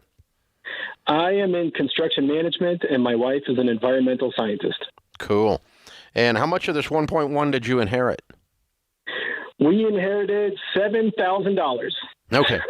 So it's safe to say you're not a millionaire because of inheritance. Okay, cool. It'd be safe to say. And you have a 4-year degree? I have a 4-year degree and an MBA. Okay, cool. And your 4-year degree is in what? My 4-year degree is in philosophy. Okay. Then you went and got an MBA. Good. What was your GPA on the MBA? On the MBA, it was quite high. I loved the program. It was probably 3.7, 3.8. Okay. Very good. Good for you. Yeah. Good for you. So what do you attribute the fact that you became a millionaire before you're 50 when you hear on the news every day that it can't be done in America? Dave, 11 years ago, I was completely broke and desperate, hopeless, and really worried about my future, single dad. Right about then, somebody gifted me your class. And from that point, I got a plan. I married a great spouse, and we were exactly on the same page. Turned off the news, got organized, set goals, became really generous, and just went at it. And can't believe how fast we accomplished all this, from where we started. Yeah, you did it quick. That's amazing. I'm proud of you. So you're a baby steps millionaire. Very good. We sure are. Okay. We sure are. So tell me about the generosity piece. How does that play in? Well, we give 10% either to our church or to other causes that we support every month, and that's one of just the great joys of everything we do. We're a foster family, so we give a lot of our time and our energy in our home. And as soon as we pay off the mortgage, we're set to increase our giving quite a bit. Yeah, that'll change everything again. Yeah, and your wealth will double pretty quickly then too. Yeah, I'm so proud of you guys, man. Well done, hero. The class was a life changer for us, and just being on the same page. We've been married for 8 years, and just being on the same page and doing what you guys teach and just working real hard got us there. Well, I'm so proud of you, man. You did it. Well done. Well done. I'm glad that we had a small part in showing you how to get there, but you're the one who walked the road. Good stuff. The average millionaire pays off their home in 11.2 years. The average millionaire takes about 17 years to get there. 93% of millionaires, as I told you earlier, are not millionaires because they inherited money.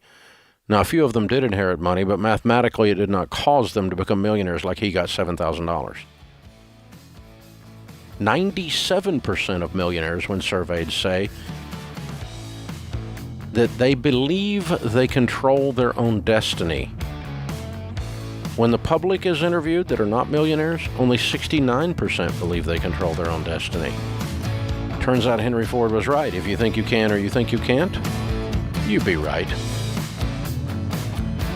Everyday Millionaire Theme Hour here on The Ramsey Show.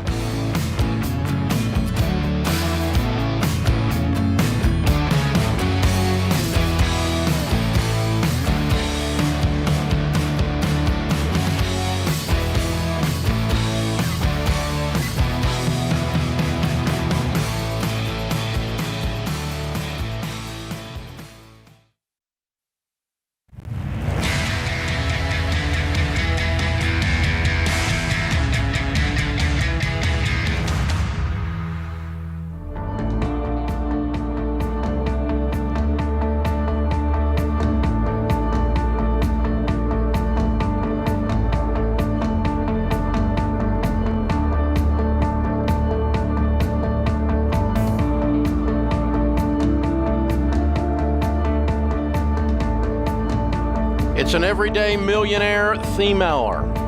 All millionaires inherited their money. False. All wealthy people are crooked. False. All wealthy people are famous people. They're rock stars, country music stars, actors, or professional athletes. Less than 1% of millionaires fall into that category. All wealthy people are brilliant. They have 4.2 GPAs. Average GPA of a millionaire is right around 3.0 in their 4-year degree. I got a 2.97. I'm still pissed about that 3/100ths of a point.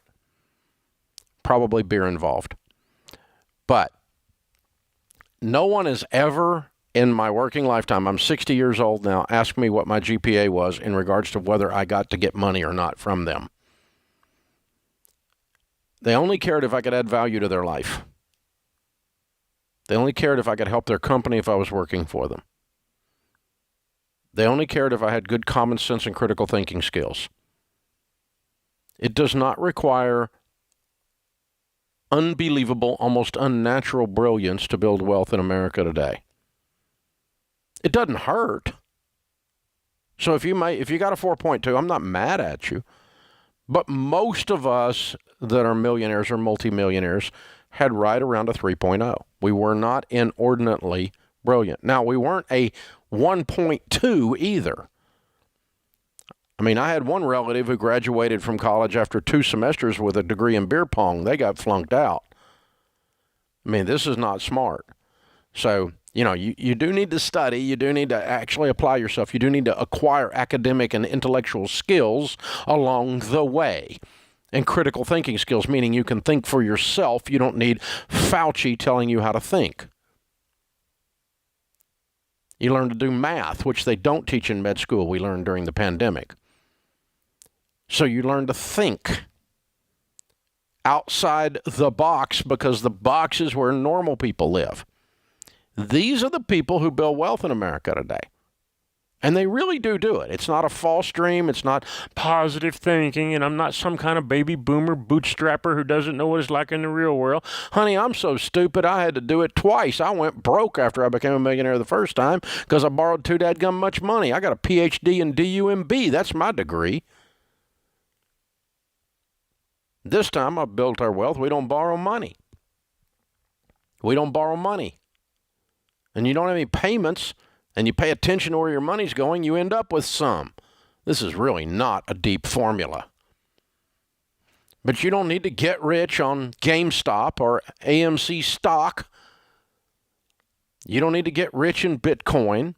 You don't need to get rich in gold bars, because almost no one does. Statistically, get rich quick doesn't work.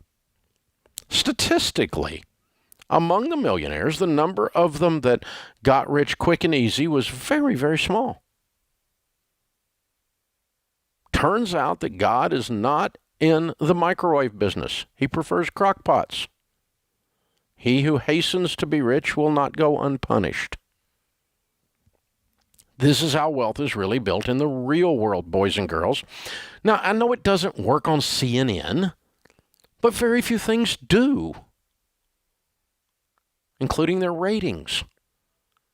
So here's the thing, guys. You really need to look and say, what are real people doing who have really built wealth?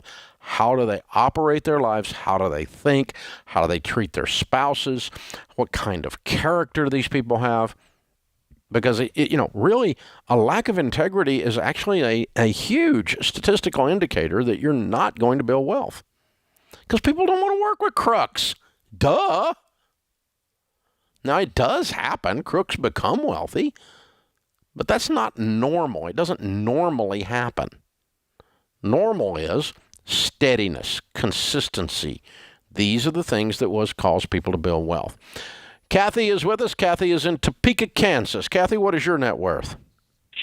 Hi, Dave. It's such a pleasure to talk to you. Our net worth is $1.4. $1.4 million. Good for you. Give me a little breakdown on that by category. Well, thanks to the housing market, our house is about $400.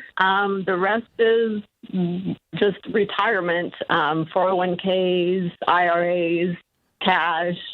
So you got $1 million in what? Mutual funds in retirement? Yes. Good for you. How old are you? Yep. I'm 49 and my husband's 49. Good. Not even 50 and you're millionaires. Love it. Yep. How much of the $1.4 million did you inherit? Absolutely nothing. Zero. Okay. Zero. All right, cool. And what was your all's best household income year and worst household income year since you started adult life?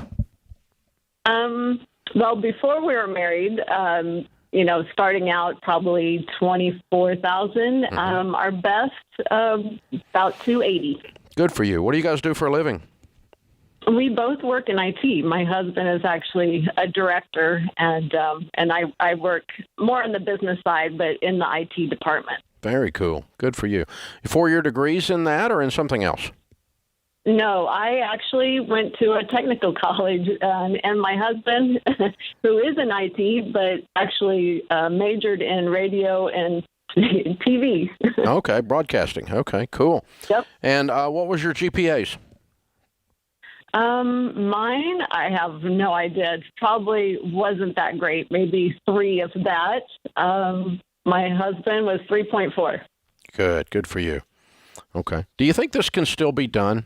The younger version of you that's listening? Oh, yeah. Yes, definitely. What would you tell them they need to do? Well, I actually, I've been at the same company for 31 years, and I actually started in contributing to my 401k right off the bat. So I would say do that, but stay out of debt. I actually did stay out of debt as far as credit card, but I was just normal and had the vehicle loan and the mortgage and all of that stuff. And my husband had student loans. So, and I should say that we're both, we were divorced from a previous marriage. So we pretty much started over 14 years ago. Ah, So you did it in 14 years. Yes. Good for you. So starting over at 30 years old, or 35 years old. Yeah, about 30. But yep, 35. Yep. 35 years. So if a 35-year-old newly divorced person is listening and has started over with nothing, this should give them hope. Yes, for sure. Yeah. You just have to. I mean, the main thing is just don't worry about what other people do, what other people think. You know, everybody's out buying new cars every year, and you know the designer jeans and the latest fashions, and you just have to say, I don't care. You just be your own person. Yeah, I'm not setting my standards based on other people. I don't want to be like them. Good for you guys. Right. I'm so proud of you. What was the biggest Thank you. mistake you ever made with money in your whole life?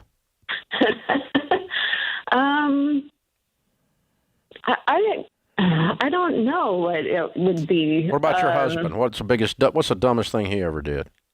Do you have a dumbest thing? He's right here. Here, I'll let you talk to him. Hi, Mr. Ramsey. Hey, I was asking her a hard question. What's the dumbest thing you ever did with money? Oh, dumbest thing I ever did with money? Well, Dave, I did the whole .com boom thing back in the late 90s. So there was a lot of playing with money back then. Yeah. So it went from Insta Wrench to Insta Stupid to Insta Nothing. Yeah, I bet there's a whole bunch of people listening that lost their butts in the .com bubble. Oh, my gosh, we were betting on companies that didn't even have a revenue stream. Oh, kind of like some people are doing right now. Oh, my gosh. That's beautiful, man. Thank you. I'm so proud of you guys. You're heroes. Very, very well done. This is an Everyday Millionaire theme hour here on The Ramsey Show.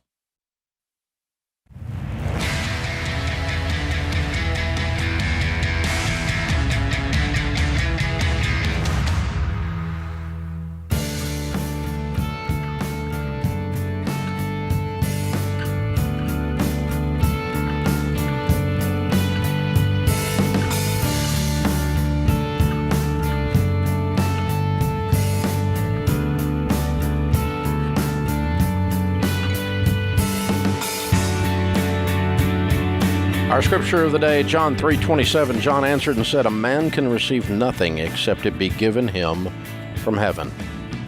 C.S. Lewis said, "Hardships often prepare ordinary people for extraordinary destiny." This is an Everyday Millionaire theme hour. We've talked to everyday millionaires, some of which were baby step millionaires, meaning they followed our path to become millionaires, starting from nothing. A lot of them did it in 14 years today. Today we've had an engineer, an insurance underwriter, a construction manager, and an IT specialist. That's who we've talked to so far. Michael is in Dallas. Michael, what's your net worth? $1.33 million. 1.33. Give me a breakdown on that by category. Okay. About $1,041,000 is in our 401k. Okay. Stocks and mutual funds. And the other 300 is in the home we live in. Gotcha. Cool. How old are you? 51, and my wife is 48. Awesome. And how much of this did you inherit? Not a penny. Not a penny. Okay. And what was your best year working household income and your worst year working household income? 39 is what I started my career at, and 156.9. Cool. What do you guys do for a living? I'm an engineer, mechanical, and my wife is a homemaker. She works part-time sometimes. Cool. And so you obviously had an engineering degree. Yes. And your mechanical. GPA? 3.4. Cool. Can this still be done? If somebody's 25 years old and listening to you? I'm amazed. I just looking at it this morning, I can't believe it's growing that big. It seemed like it happened overnight. Yeah, you just steadily invested in your 401ks, almost all of it, right? That and got your house paid off. Yeah, well, we owe $8,000 our house. We're close to being done with the house, but not quite. Okay. We'll be done in another 2 months with the house. Gotcha. Very cool. Okay. What's the dumbest thing you ever did with money? Wife and I talked about this. I think we had too small of a house payment for too many years. refinanced to a lower rate, 30 years before I started listening to you. And we should have never done that. It was only in the last about 5 years we've gotten pretty intense about paying off the house. Ah, okay. By too low a payment, you mean you just paid as little as you could instead of paying extra and getting it knocked out. Correct. I see what you're doing. Correct. Yeah, we did 30 years and made it as low as we could, and that was a mistake. We should have paid more. Yeah, you did great, man. I'm proud of you. Very, very well done. All right.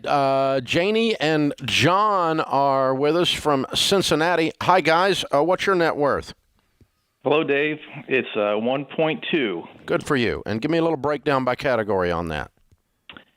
Well, just in quick summary, we've got just under $1 million in retirement accounts, both 401ks, Roth IRAs, and taxable mutual funds, as well as some cash. Sorry, I'm a little bit nervous. That's okay. You're fine. This is a big deal for us. We're excited and nervous at the same time. I understand. And then we have a paid-for home, and I have a small business. It's worth a couple $100,000? Maybe like 130, 140. Okay, cool. And then we have some business assets, some cash in my ever-growing small LLC. Good for you. And some software and computer equipment and things like that.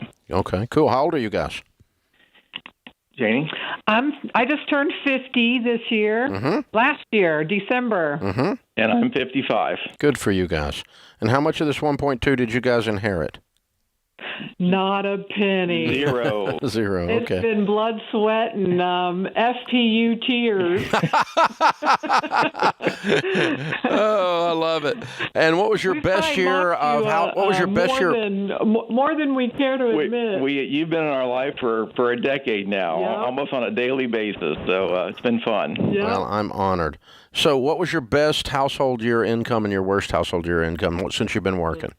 When we work, I mean, I've been working since I was 14, so I'll throw the first couple of decades out. But when Janie and I got married in 2011, we were probably just around 100,000 together. And our best year was probably 200. Okay, cool. What do y'all do for a living? Okay. I'm a registered nurse. And I'm a machinist by trade, turned into a contract CNC programmer. Ah, good for you. Okay. Either obviously, Janie's got a 4-year degree or more in nursing, and do you have a 4-year degree, John? I do not. Like I said, just a machinist by trade, and when high school degree. High school diploma. And when COVID hit, my company of 7 years laid me off. And when you're a millionaire with no debt, I thanked them for the walking papers. And started my LLC, and I haven't missed a day since. Yeah, make more money than you ever made in your life now. It'd be the best thing ever happened to you. You got fired from that stinking job.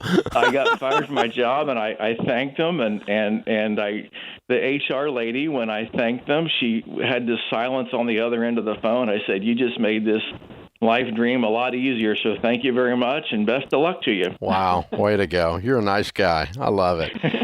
Very cool. So do you think someone listening to us that's 25 can do this? Oh, yes.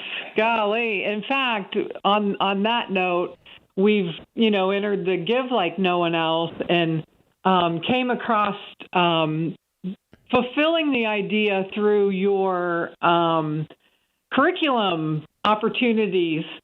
We had a little money to tithe and decided, let's spend it somewhere new, and came across your curriculum opportunities to purchase for different schools. Oh, for the high school curriculum. Can have this sooner, then it doesn't take them as long as it took us to figure this out. So the way you're being generous is to buy the high school curriculum for your local high schools. That's so cool. Thank you. Yeah. Thank you so much. Yeah. Very nice. Well, you guys are absolute heroes. I am so very proud of you. Very well done. What a wonderful story. Okay, our net worths today, folks, were 2.2, 1.2, 1.1, 1.4, 1.3, 1.2. None of these people were 10 millionaires. None of them were even 5 millionaires. All of them were between $1 and $3 million in net worth. They were 30, 9, 50, 44, 49, 51, 50, and 52. They were not 80, and they were not 26. The range was from 39 to 55. The average time today was 14 years. Some people did it in 9 or 10.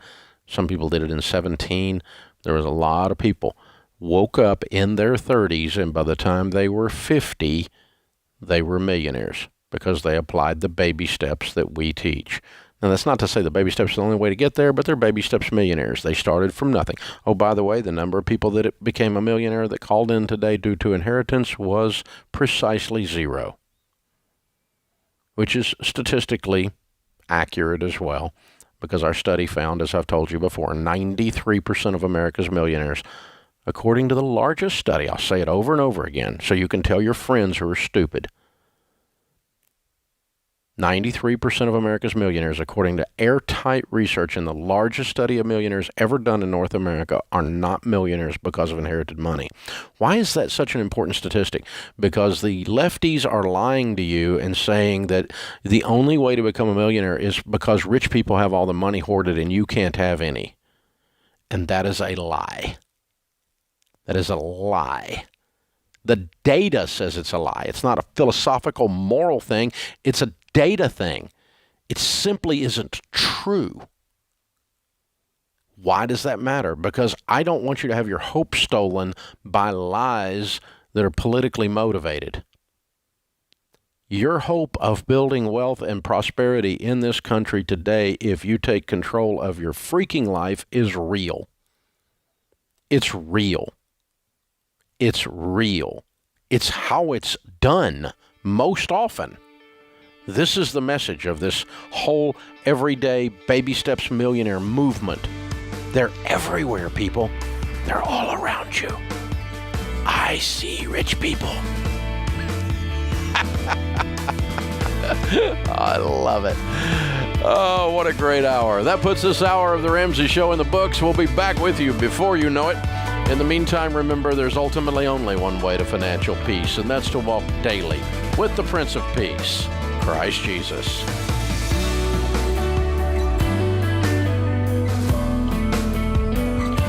Have a friend or family member that needs a daily dose of Ramsey advice in their life? Let them know about the Ramsey Call of the Day podcast. It's a quick hit of advice about life and money in under 10 minutes. Check out the Ramsey Call of the Day podcast wherever you listen to podcasts.